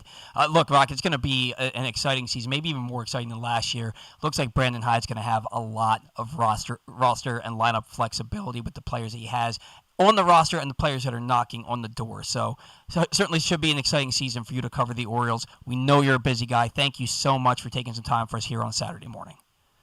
Hey, glad to do it. Have a good day. All right, have a good one. See you. That was Roch Kubatko from MASNsports.com joining us, and Roch is super busy. I've been bugging him for 3 years to come on the show, and he just couldn't do it, and finally his bosses gave him the thumbs up to do the show, so I'm glad that he was able to do it. He was supposed to be my opening day guest on the Payoff Pitch in 2020, and then the guys over at Utah Street Report wanted to go in a different direction. I was working here doing the bat around as a producer, and then ultimately we were out of work for 3 months because of COVID. So, and then when we came back, Masson kind of put the kibosh on guys doing anything other than the local, 105.7 The Fan and local television and stuff like that. So glad that Roch was finally able to be freed up to come on the show, and hopefully we'll get to talk to him again down the line this season. We're certainly going to try. We're going to catch our final break. When we come back in, we're going to do some Orioles trivia. We're going to do some final thoughts, but first we will do Orioles banter. That next on the Batter Round. Whether your focus is luxury and comfort, convenience and technologically advanced connectivity, or sporty performance and aggressive styling, we've got the perfect Highlander for you. Check out buyatoyota.com for deals on new Highlanders from your local Toyota dealer today. That first sip. That first bite. Start your day off right with a delicious breakfast at Royal Farms. Choose from a fantastic selection of fresh Royal Farms breakfast sandwiches and top it off with a rich hot cup of the freshest coffee in the world. At Royal Farms, breakfast is available day and night. It's the freshest breakfast in the world. Real fresh, real fast. Royal Farms. The latest edition of Press Box is available now, and it's our annual Best Of issue. On the cover, we recognize Orioles catcher Adley Rutschman as our 2022 Mo Gabba Sports Person of the Year, and he sits down with us to discuss how his arrival in Baltimore was simultaneous with the Birds' turnaround. Also inside, we recognize the top people, performances, and moments of the year throughout the local sports scene. Press Box is available for free at over 500 area locations, including 60 Royal Farm stores, and you can always find the entire edition as well as the best daily coverage of the Orioles, Ravens, and Terps at PressBoxOnline.com. Gambling can be a fun and entertaining experience, but there are risks involved. If you're planning on betting on the game at the casino or on your phone or computer, know your limit, stay within it. Set a budget and a time to stop. Remember, gambling isn't a financial solution, and it doesn't mix well with alcohol or drugs. Know the risks and have a plan before you begin gambling. For free and confidential services, call 1-800-GAMBLER 24/7 or go to helpmygamblingproblem.org. Looking for some excitement in the new year? Laurel Park has plenty of live horse racing events to spice things up this January. The much-anticipated Winter Meet kicks off on January 1st, plus we've got special MLK Holiday Racing on Monday, January 16th, and the Winter Carnival Stakes on Saturday, January 21st. Winter may be cold, but the racing at Laurel Park is hot. Learn more about upcoming January events by visiting laurelpark.com. Stan the Fan here, welcoming back one of my favorite sponsors, the Costas Inn. And everybody around Baltimore knows the Costas Inn is a great place to go and grab crabs, steaks, salads, soups, whatever's on your mind to eat in person. But did you know that the Costas Inn has upped their game? They are now one of the premier takeout places in Baltimore. Give them a call now to order your food, 410-477-1975. That's the Costas Inn over 4100 North Point Boulevard.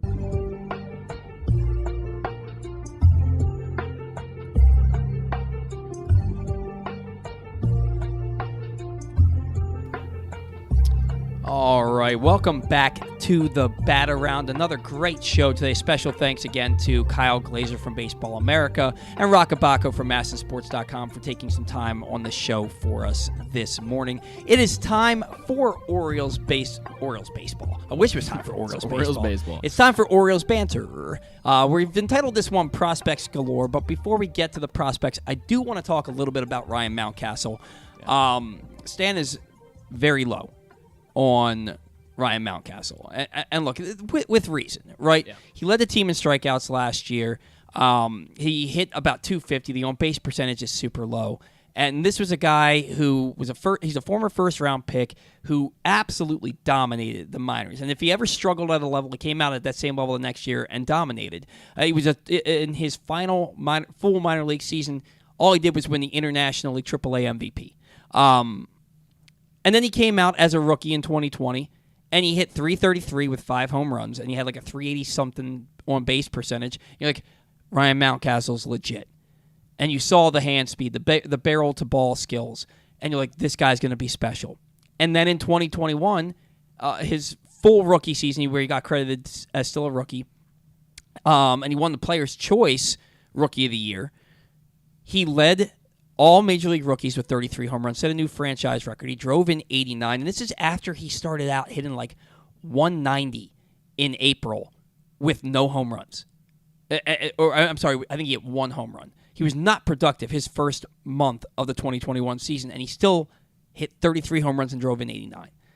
Got off to a hot start this past season. In June, he hit like 290, 10 home runs, like 26 RBIs. He was really good. And then just like Austin Hayes, he got in some bad habits and he fell off a cliff, although he started to come back on in August and September, the second half of August. Ryan Mountcastle's expected batting average was .277. His expected on-base percentage was like in the 320s or 330s. He hit into some of the worst luck of anybody in baseball last year. The wall had something to do with it. Maybe he altered his swing a little bit. Look, he had the highest average exit velocity of over 93 miles per hour of anybody on the Orioles last year. He had the highest average distance on his home runs of 407 feet. The guy makes consistent hard contact. He's got good bat-to-ball skills, good barrel ability. I think he is a huge bounce-back candidate. Now, look, he might not hit 33 home runs just because of that monster in left field, right?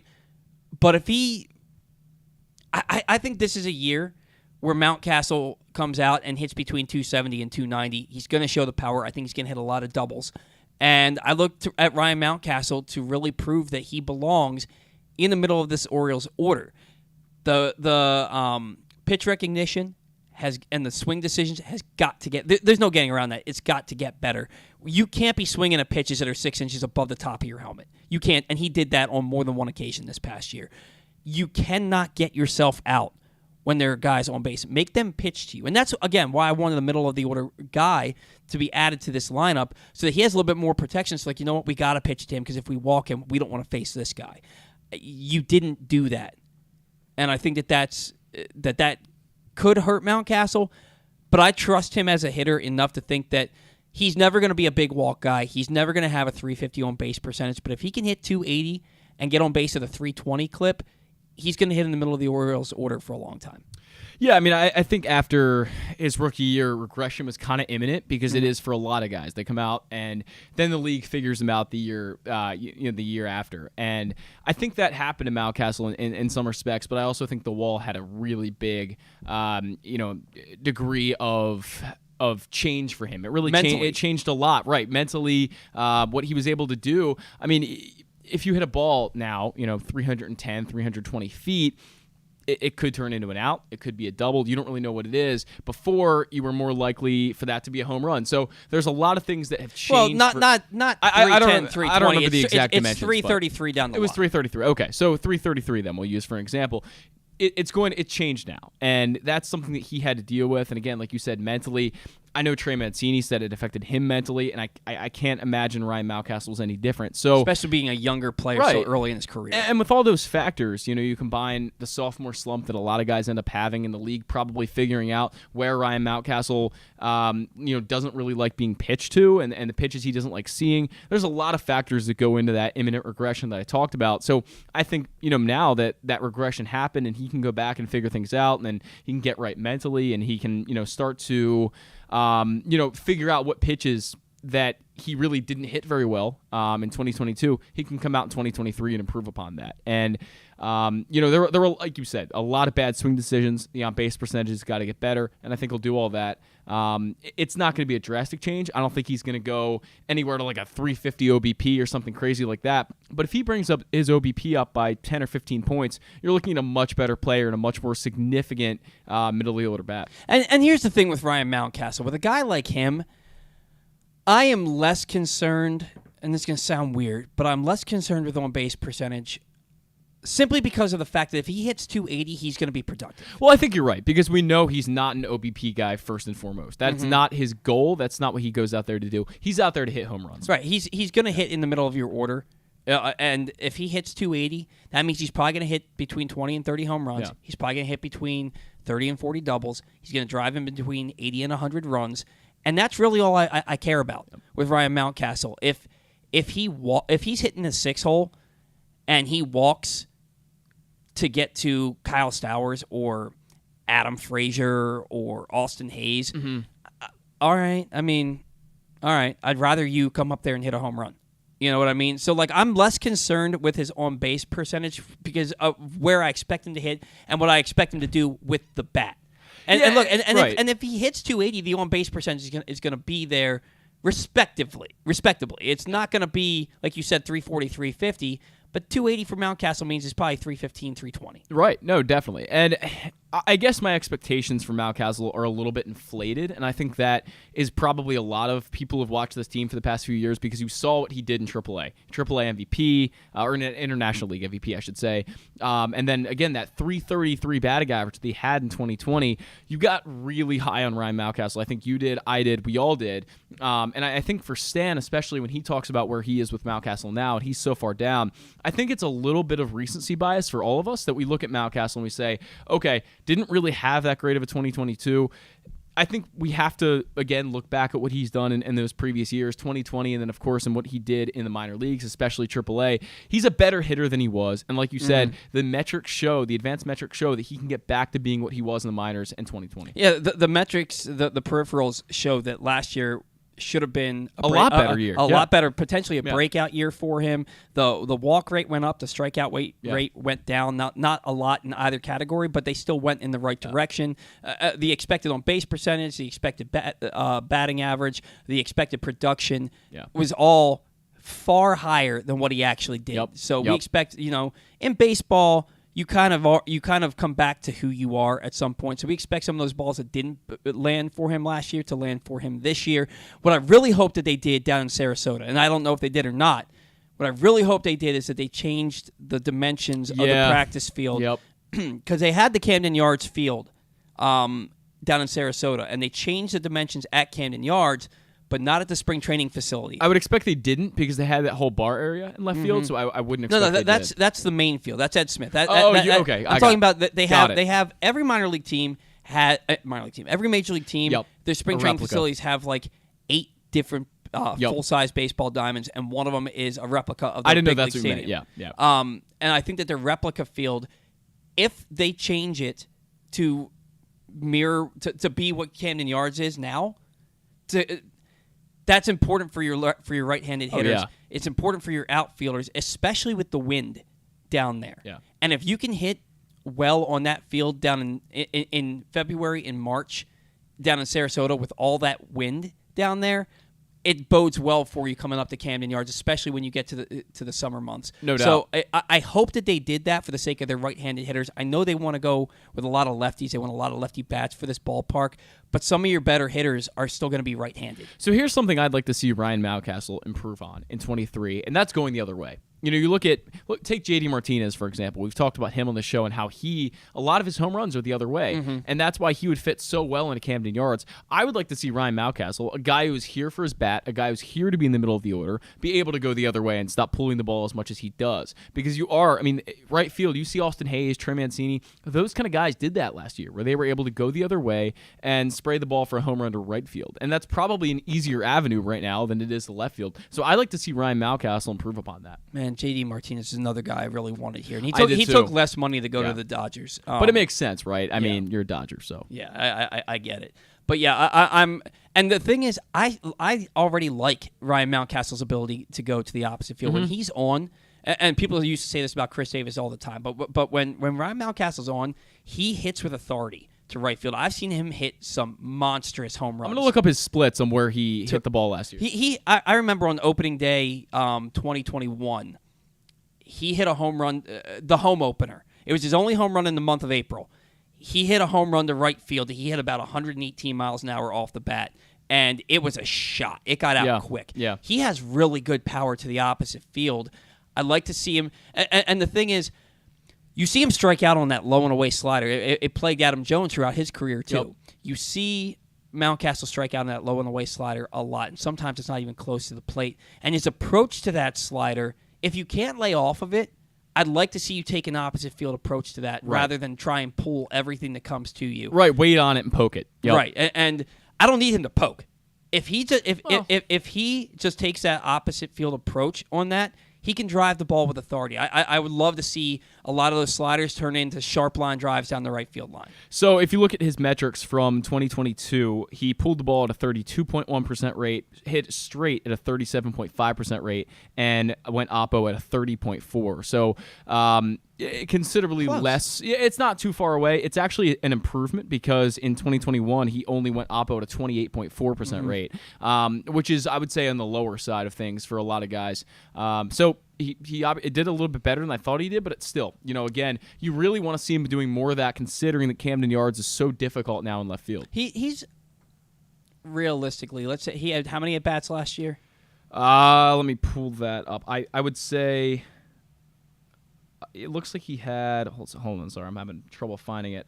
609. Is that at bats or plate appearances? That is plate appearances. 555 at bats. 555 at bats, where he and probably and certainly 400 at bats where he didn't strike out, where he put the ball in play. So if you're looking at 400 at bats, which means he probably hit just about 120 to 125 balls to left field. You said it was 37% to center field? 37%. 37%. So probably about 130, 135 to center field, and probably about 110 to 100, maybe 100 to 115 to right field. He's really not that far off from being considered, in my opinion, being considered a spray hitter. Yeah, I mean, I guess you consider him that. I would like to know how StatCast takes this. What do they consider left field in Camden Yards? Because if you're considering it only about halfway down the big wall that they have, part of center field would be included in that too. That's an excellent point. That's an excellent point. What do they consider the gaps? I don't know. Yeah, they don't really show that. They just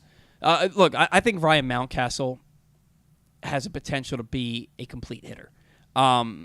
Now, if you include in that the ability to get on base, maybe he's not a complete hitter. But as far as when he makes contact, I think he can be really, really good. It's up to him to do that. I expect him to get back. And we also have to take into account with a lot of these guys that they only had 3 weeks of spring training last year. They got 3 weeks of spring training, and then they had to get into the season. The batting average and the on-base percentage were some of the lowest in the history of baseball last year. So full off-season, full spring training, I expect a lot of these guys to perform at a higher level in 2023. I'm so excited for this year, man. It's just, you look at what the Orioles have, what they have coming, the pitching, which I think is going to be a lot stronger in the rotation than people are giving them credit for. This could be a really fun year. Do I think they're going to the World Series? No. But MLB.com thinks that they're going to go to the World Series in 2024 They do. and lose to the Mets, and then they think they're going to win the World Series over the Dodgers in 2028. Yeah. They're one of only 3 teams that MLB.com has in the World Series twice in the next 10 years. And that projection shows off the longevity that everyone expects them to have. MLB is probably going off of the MLB pipeline rankings, given that they're all the same organization. And the Orioles have fared very well there. They've obviously fared very well in Baseball America, Baseball Prospectus. All of the big publications right now are saying that this is the top farm system in baseball, and that they're going to keep producing these guys over a length of time. Jackson Holliday is a guy you certainly do not have to rush, and when he arrives, whenever that is, in 24 or 25, then you're just adding another piece, and I'm sure they'll continue to add more of those pieces from the drafts that they have this year and next year, and that's going to continue to go and continue to keep coming for the Orioles, and that's a really good thing. Yeah, and look, Jackson Holliday, you're right. You don't have to rush him, but he might be one of those guys who forces your hand. He might, like Machado did. Yeah, exactly. Now, and you said the reason that the Orioles' future looks so bright is because of the prospects. And again, they have 8 prospects rated in Baseball America Top 100, as well as Baseball Prospectus. 9 players represented overall. And let's go down this list, okay? We'll start it. We're going to use Baseball America's Top 100 since we had Kyle Glaser on the show today, and that was the first one that came out. And we'll start at number 1, Gunnar Henderson. He's going to be an everyday player. What are our expectations for him this year? Is he going to be an all-star this year? Is he going to be one of those guys who's a really solid player but is probably stronger the second half? I don't think he'll be an all-star. I think that's maybe a little bit of a stretch. Also, given that fan voting kind of throws all of that off. Adley Rutschman, I think, will probably get voted in, but Gunnar's not quite as big of a name as Rutschman has become. I could see a slash line around 260, 338, and then a slugging percentage. I'm not sure where he's going to be. I don't know really what to expect as far as the power goes, but it could easily be 400, 410. See, for me, I think the batting average is probably right about where he's going to be. I think the on-base percentage is going to be higher. Okay. I think he's got an elite eye. 348 last year. Right, and that was playing the last month and the last, what was it, 6 weeks of the season, Something like that, yeah. 5-6 weeks of the season as a true rookie who was the youngest player in all of baseball at that point. I think with a full off season as a big leaguer, and the work ethic. You saw him. One of the things he said a few weeks ago in an interview that I absolutely loved is your best ability is availability. He takes his body very seriously. He takes his training very seriously, and he went from about what was it, like a 340, 350 on base percentage guy in 2021 to a 400 on base percentage guy in 2022, which would be he won't be there, but that's outstanding. Yeah, it was. This is a guy who looks at his weaknesses and tries to make them strengths. And I look at that and look. I don't think Gunnar Henderson's going to come out and hit 320 with 40 home runs this year. No. Do I think he's going to hit 260 to 270 with a 360 on base percentage and hit 25 home runs? Yeah. Yeah, I think he's going to do that, and I think he's going to win Rookie of the Year. I think he's the front runner for Rookie of the Year in the American League. I just think that this kid's too special, and I think that his work ethic is too great for him to fail. I expect a big year for a rookie out of Gunnar Henderson. Number 6, Grayson Rodriguez. Since I let you go first with Gunnar, I'll go first with Grayson. Grayson, I think, is probably going to get 25 to 30 starts.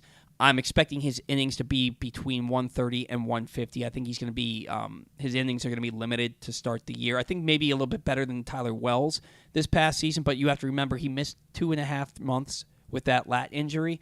So I look at Grayson Rodriguez to pitch 25, 30 starts, about 135 innings this year. I think his ERA is going to be around 3.6, 3.7 when it's all said and done. I think the bumps are going to come early, and I think he's going to really lock in, especially the second half of the year. Yeah, I guess my projections are a little more conservative. I think I told you this before, but I think he's going to kind of end up in that 18 to 23 start range as opposed to 25 to 30. I think there will be a little less because the Orioles will kind of want to ease him in. I think he could get some relief appearances, especially to start the year. But I do expect to see a healthy dose of him at the major league level. I do think what Kyle Glaser said was important, that you've got to kind of limit your expectations. Max Scherzer, it took him really 6 years to become the pitcher that he is. And I think I don't know if it's going to take Grayson Rodriguez 6 years. I really hope not. I really doubt that because that would mean he's not an Oriole if it happens after 6 years. But I do think that he will be productive this year. I could see somewhere around like a 4.5 ERA, maybe a FIP that's around 4.8, 4.9 because the defense is pretty good in Baltimore now. I like his chances of becoming a reliable and good starter for the Orioles. I don't think he's going to blow anyone away, but I think he'll have a solid rookie season. Yeah. If his ERA is 4.5, people's hair is going to be on fire. Which, for no reason. In Baltimore. But, and again, you have to temper expectations, right? And I totally get that. And maybe 3.6, 3.7 is a little lofty for my expectations, but I think this kid's special. It's really possible. I mean, he's dominated everywhere he's been. Yeah, he has. But we've talked about on the show numerous times the gap between AAA and the majors is huge. Yeah. It's a huge and only gap. growing, really. Yeah. So there's going to be bumps in the road, but I think that you're going to see a really I mean, we saw what Kyle Bradish did his last 13 starts. I think you can expect something similar from Grayson Rodriguez the second half of the season. If Bradish did that, Grayson Rodriguez can do that. Jackson Holiday, Kyle Glazer's probably correct because he got a cup of coffee at low A. He'll probably start the year at low A. Yep. I expect him to. I don't know how quick of a start he's going to get off to, but I expect him to make it pretty apparent within the first month or two of the season he should probably be at Aberdeen. So for me, Jackson Holiday, go out there, show that there was a reason you were the number 1 overall pick. Work your way up to Bowie and put yourself in the Orioles' plans sooner rather than later. When I say that, I mean late 2024, early 2025. Yeah. Nothing this year. I think Jackson Holiday is a player that's going to be pretty good. Yeah, I think this is the hardest projection because we really haven't seen much of him. Mm-hmm. He hasn't been, really anywhere that we can see him personally yet. So I think until I see him and get a better idea of who he is as a player, I mean, obviously the expectations are lofty, and we've read what we have in Baseball America and MLB Pipeline, and obviously everyone's very excited about what this kid is. I'd like to see him more before I make a really big projection about what he's going to do this year, but I think getting to AA is a pretty solid goal for him, and that's probably the goal he has set out for himself. I don't think really he has a possibility of AAA this year, but if he performs, if he gets on base, if the power's there, he'll move up quick, and he'll be a really exciting piece to watch. Number 41, Colton Cowser. You go ahead with Cowser. Yeah, I mean, I love Cowser. I mean, he probably is my favorite player, not in the major leagues so far for the Orioles. He's a guy who we've talked about it a million times on the show that gets on base, is a guy, the bat stays in the zone for a really long time. He's going to make a ton of contact. Hopefully the power comes. I could easily see him being like a 12 to 14 home run a year guy. If he puts up similar numbers to Nick Markakis, I think everyone would be really pleased. And he's kind of like Nick Markakis in a lot of ways, going to play good corner outfield defense, or if he ends up in center field and takes over for Cedric Mullins. I have lofty expectations for him. The on-base percentage, I could easily see being 350, 360 this year. Going to bat probably 280, 275.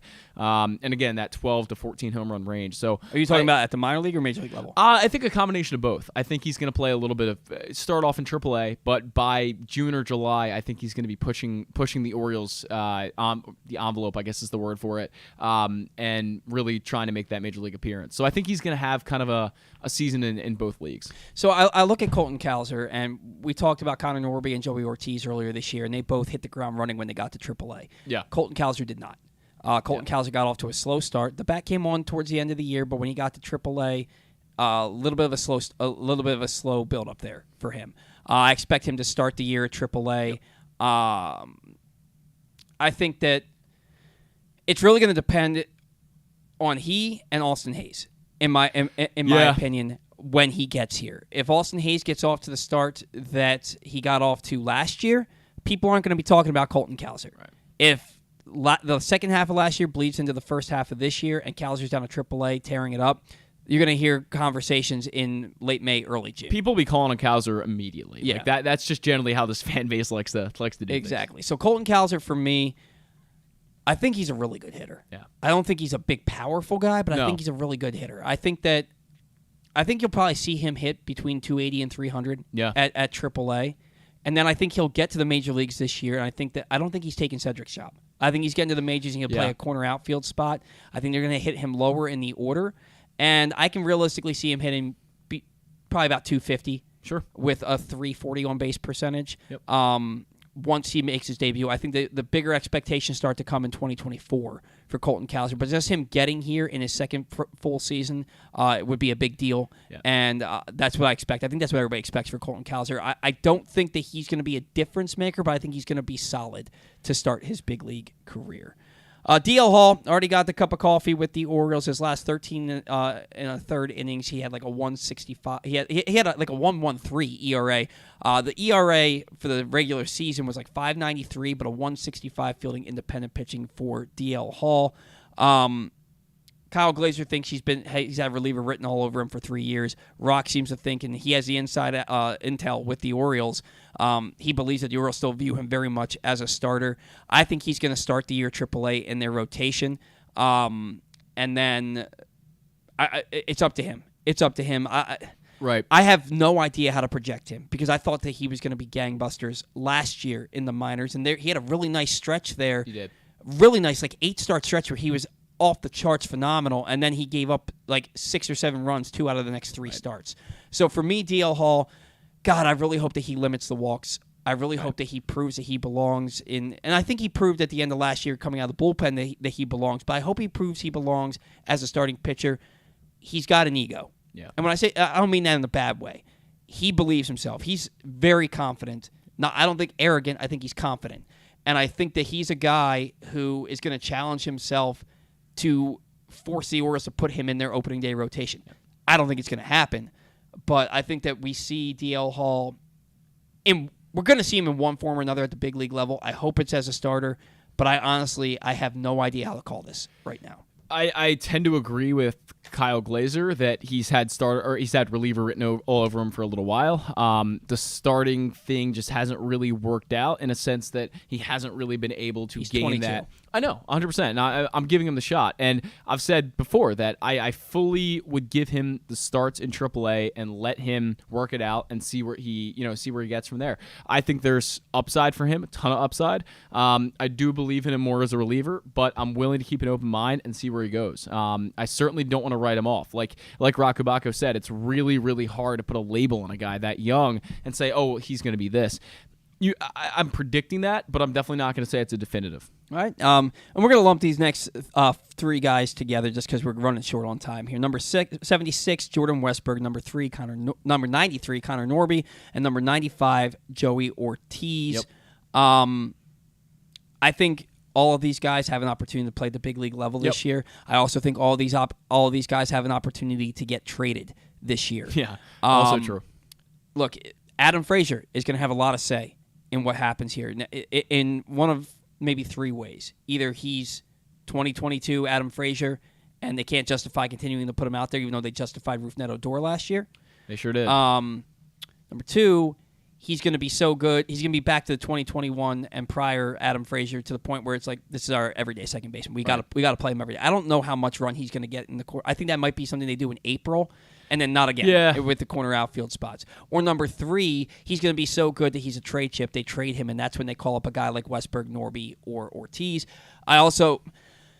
To me, I think Ortiz gets a crack at shortstop before these other guys, because if Mateo is still that bad offensively, you can't justify batting him ninth. He has to become a utility guy for you, not even a defensive replacement, a guy who you start once or twice a week at shortstop, a guy you can plug in the outfield, a guy you can pinch run with. If the offense is as bad as it was the majority of last year, you got to make a move there at shortstop, and I think that move would be Joey Ortiz because of the glove. And then Norby and Westberg, those guys, one of those guys gets a good bit of run this year, and I think one of those guys is getting traded.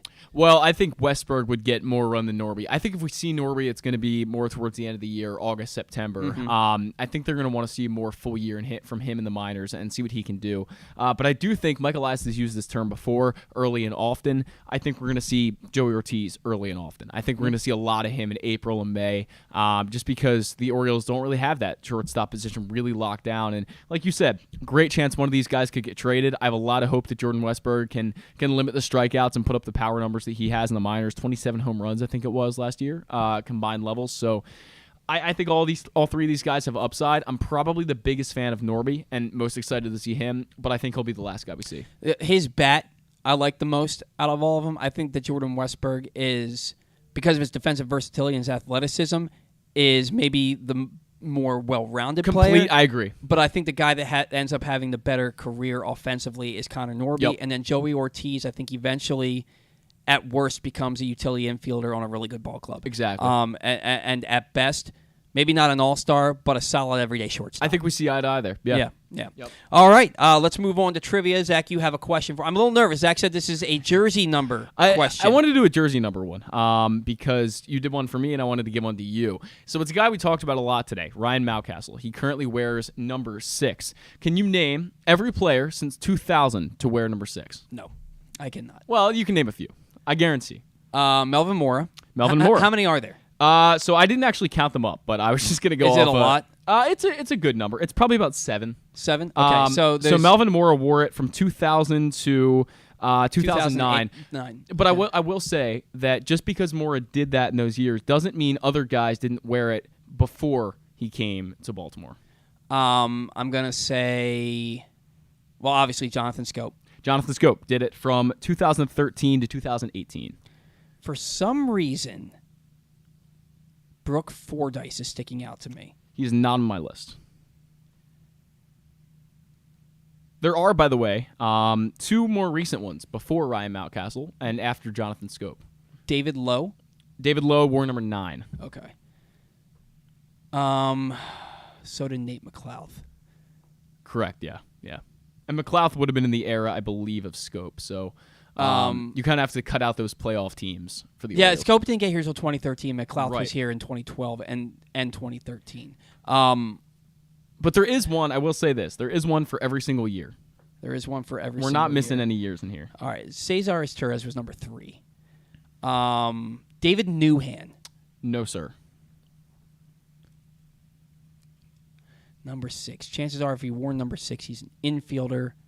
One of them I definitely expect you to get because you've mentioned him on our Orioles Family Feud with Ryan a few times. So he's a guy you definitely know and a guy who was, I guess, a favorite of yours. I don't know. But this was more of a 2010s guy, but before Jonathan Scope. Huh.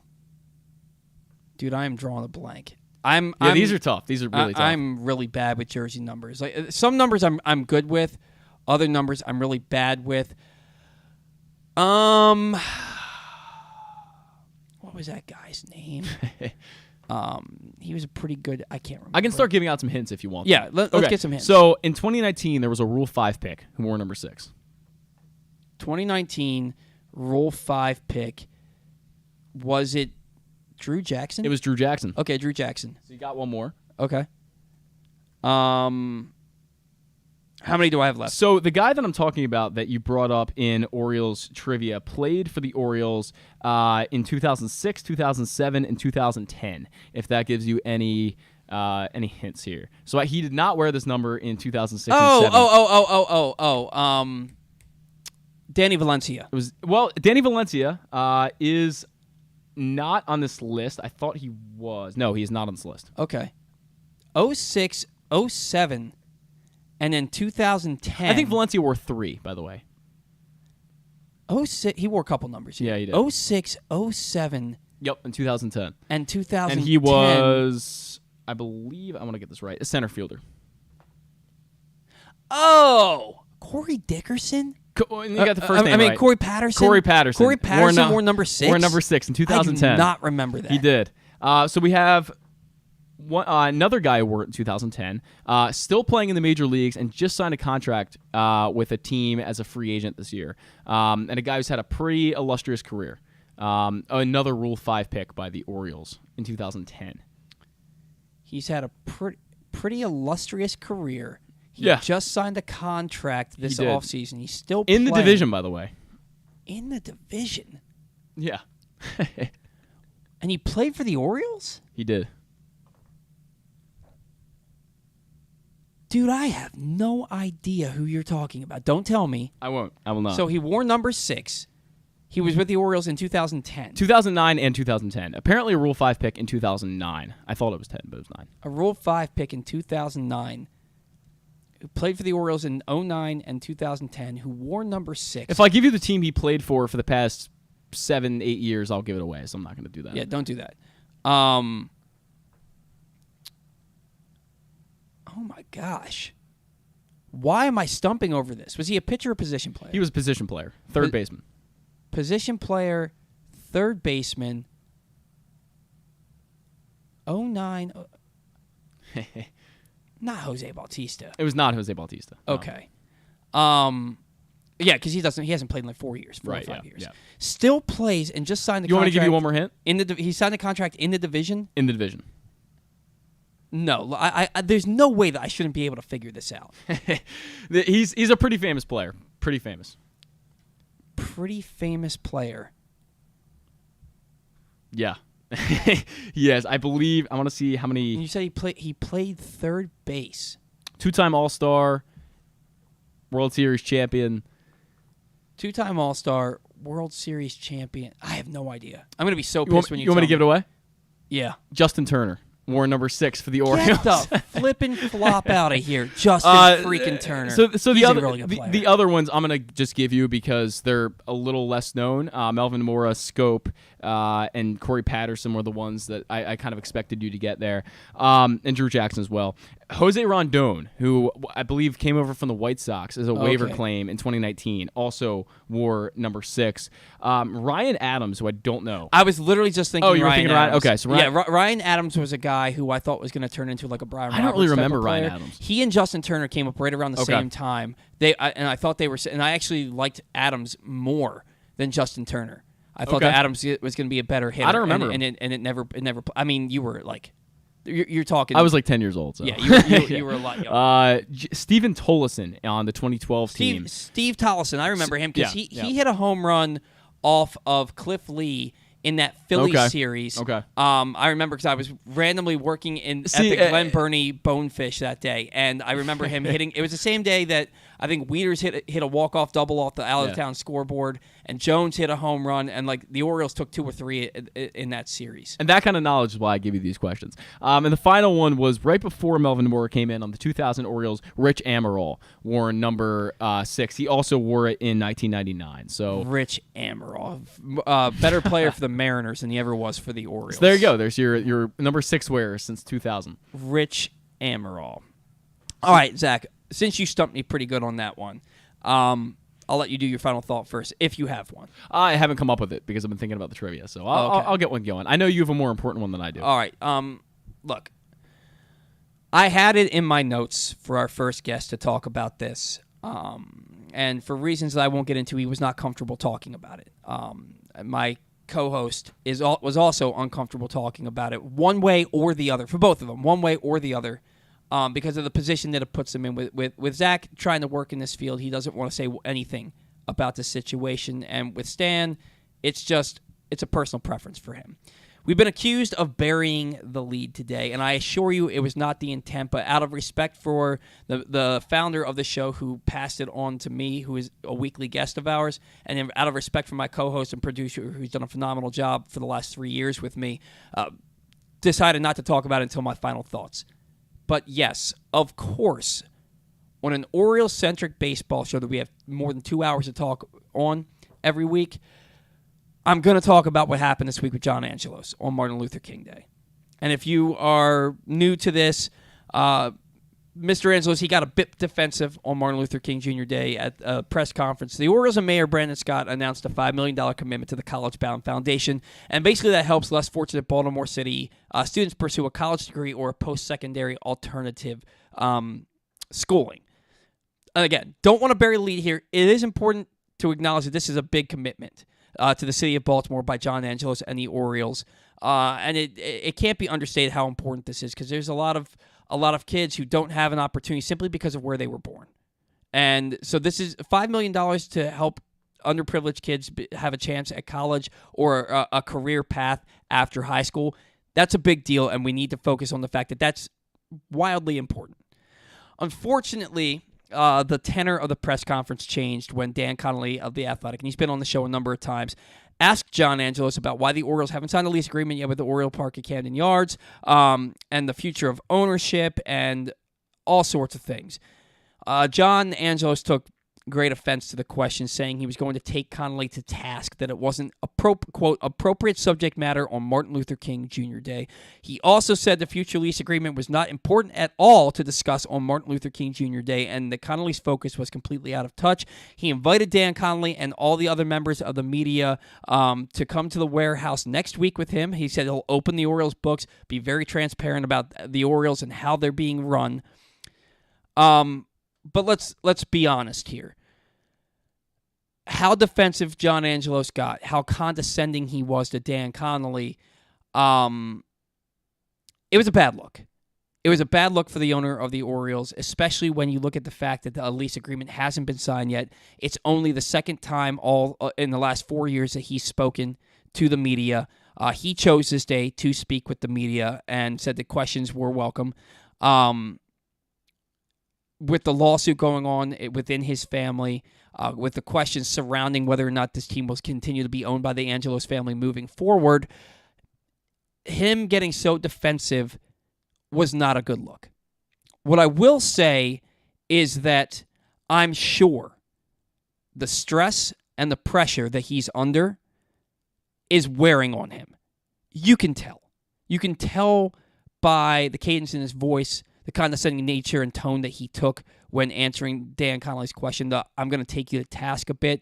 Very disrespectful to somebody who's probably about the same age as you. And I get it. You're powerful. You have a lot of money. You own a big league ball club. You're the CEO of a professional baseball team.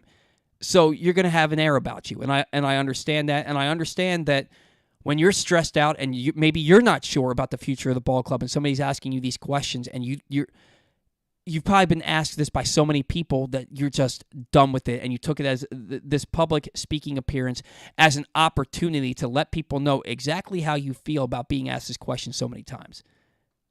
Can't get around the fact that it was a really, really bad look. Now, I didn't know until Stan told me that John Angelos and Mike Elias were both on 105.7 The Fan yesterday on Inside Access with Jason Lockenfora and Ken Wyman and Tim Barbalas. Ken wasn't there because he's sick. They were both on each for a half an hour. So an hour total. I don't know what was said. I'm sure that this was a lot of PR to try and rebuild the image that he kind of tarnished a little bit with the way that he acted on Monday. Couple things. He 100% needs to honor that invite. When he invites Dan Connolly and the rest of the media to come into the warehouse and go to the third floor and he'll open the books and be very transparent about the Orioles, he needs to honor that. If that doesn't happen, then shame on him. You said you were going to do it. You need to be a man of your word and do it. You need to have the integrity to do that. I would like to believe that he has the integrity to do that. People might disagree with me, but this isn't Peter Angelos. This is John Angelos. And frankly, we haven't seen enough from him to know what he's going to do one way or the other. So until he's given me a reason not to, I'm going to take him at his word that he's going to let this happen. Don't know that it will, but it should. Number 2, I think he needs to apologize to Dan Connolly. That might be a tougher ask than the first part. But this is a guy who's been covering your baseball team for the past 22 years, who's respected in the media. He is a big beat writer, a big columnist for your ball club. It would be appropriate for him to apologize to Dan Connolly for the way that he spoke to him, the disrespect and condescension with which he spoke to him. Will that happen? I'm not so sure. Maybe it happened yesterday and I missed it. If he did, kudos to him. If he didn't, it needs to happen. You need to put out an apology. But on the other hand, I get Dan Connolly. I'm very similar. If somebody came at me the way John Angelos came at me, I probably would have responded with vitriol as well. Dan responded, I don't want to say sarcastically, but there was a tone in his voice that said, F you, dude. Like, you set this up. You're going to talk to me that way. I'm not going to pay you the respect you think you deserve. I love Dan. I've had him on the show a number of times. I intend to have him on the show again in the future. Some people think that maybe he should have had a little bit more decorum being one of the lead journalists and beat writers for this ball club. I'm not going to tell him what he should or shouldn't have done, but maybe things would have gotten less out of hand if he had just said, all right, well, then I'd like to meet with you after this and set up a time to come meet next week to take you up on what you're offering. With everything surrounding the Orioles, the sale of the ball club potentially, the lawsuit going on, the Masson dispute, the low payroll, the losing ball clubs for 4 straight years where they lost like 500 games, it's not a good look the way John Angelos spoke to the media on Monday, and there's no getting around that. So, he's frankly, he and his family have a lot to do to clear up their image and get back in the good graces of this town. Monday did not help. So with that being said, I hope that he has an ability to do that. Maybe he did do that and I missed it yesterday. I haven't seen any reports about that. But John Angelos, in my opinion, needs to get to work on cleaning up his image and the image of the people running his ball club. And really, that's all I really have to say about that. It wasn't that we were burying the lead. It was out of respect for my colleagues that I decided not to talk about it until it was my own space to talk about it on my own without their input, because they weren't comfortable with it. So that's what I have to say about that. You can follow me on at Paul Valley III on Twitter if you're listening to this and you want to send me your response to it, or you disagree with me, want to have a conversation. I'm all ears. I'm willing to have a conversation. But that's my opinion on the matter. All right, so my final thought has to do with the Orioles stadium that they do have to extend this lease on. They just moved this week. I don't know if you heard this news, but they moved away from Delaware North as their food service provider. They're bringing in another one that has been, and the name is escaping me at the moment. Levy. But I think you're right. And they're all over the country in plenty of different venues. So another huge one that they're bringing in. But outside of that improvement, which I hope is an improvement, I would like to still see some other things done with the Camden Yards. I think the scoreboard needs an upgrade. There's some modernization. The sound system. There's some modernization as far as technology that, you go to. I was in Seattle a few years ago, and their screen is incredibly big. A lot of the ballparks around the country are leaving them behind technology-wise. So I'd like to see the Orioles make a few upgrades there, and I think that kind of plays into the whole lease argument and what the Orioles might do there. And obviously, I think they're going to extend that lease, and we'll see when that happens. But when they do that, I hope there's some more upgrades. There's all this money that the state is allocating towards that and towards M&T Bank Stadium as well. They $1.2 billion split evenly between the two stadiums. Yeah, and M&T they've made plenty of upgrades in the past few years. I mean, they've made the scoreboards bigger there. The food experience has gotten so much better. And M&T is now one of the best places in football to watch a game. Yep. And Camden Yards still is, but they've got a lot of catching up to do technology-wise to a lot of the other ballparks in the area. I mean, even Nationals Park has a far bigger screen and more technology than Oriole Park does at this point. So they have some things they have to do, and I'm looking forward to seeing what they can do. But that all, I guess, is probably on the back burner until this lease gets signed, until they're there for 20-plus years. But I'm looking forward to seeing what kind of changes they can make. Yeah, the Ravens, they just signed a large lease extension with M&T Bank Stadium, so they're here for the foreseeable future. Not that we ever thought they were going anywhere. That's not going to happen unless the league folds, which isn't going to happen. The XFL takes over. Right. But they need to sign a lease agreement at Camden Yards in order to be able to use that money. They're not going to let you use that money if you don't sign a lease agreement. Now, they have to have, I believe it's this February is the deadline for the 5-year extension. Right. I was talking to Eric Garfield about it this week, and that's what kind of sparked my thoughts on this. I think it's February 1st you have to have the 5-year extension put into place or a new lease agreement signed. One of those two things is happening, if not both.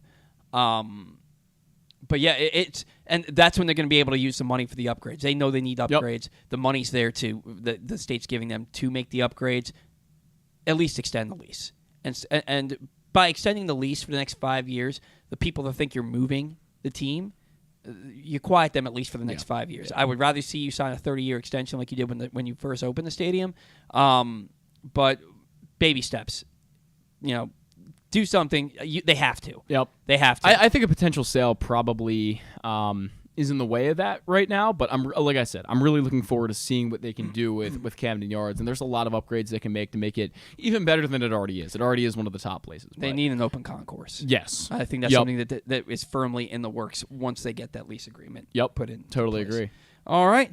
Very good stuff today. Thank you to Stan for his weekly segment. Thanks to Kyle Glaser of Baseball America for taking some time for us this morning. And thanks to Roch Kubatko of MASNsports.com for taking time on a busy Saturday for him. He had to be out here because he was going to do the Tom Davis show. Got it. So thanks to all of our guests today. Thanks to all of our sponsors. Thanks to Zack Goodman for the extraordinary work he does as our producer and co-host. And thanks to all of you, the listeners, for tuning into the Batter On. We will be back next week with another installment of the show.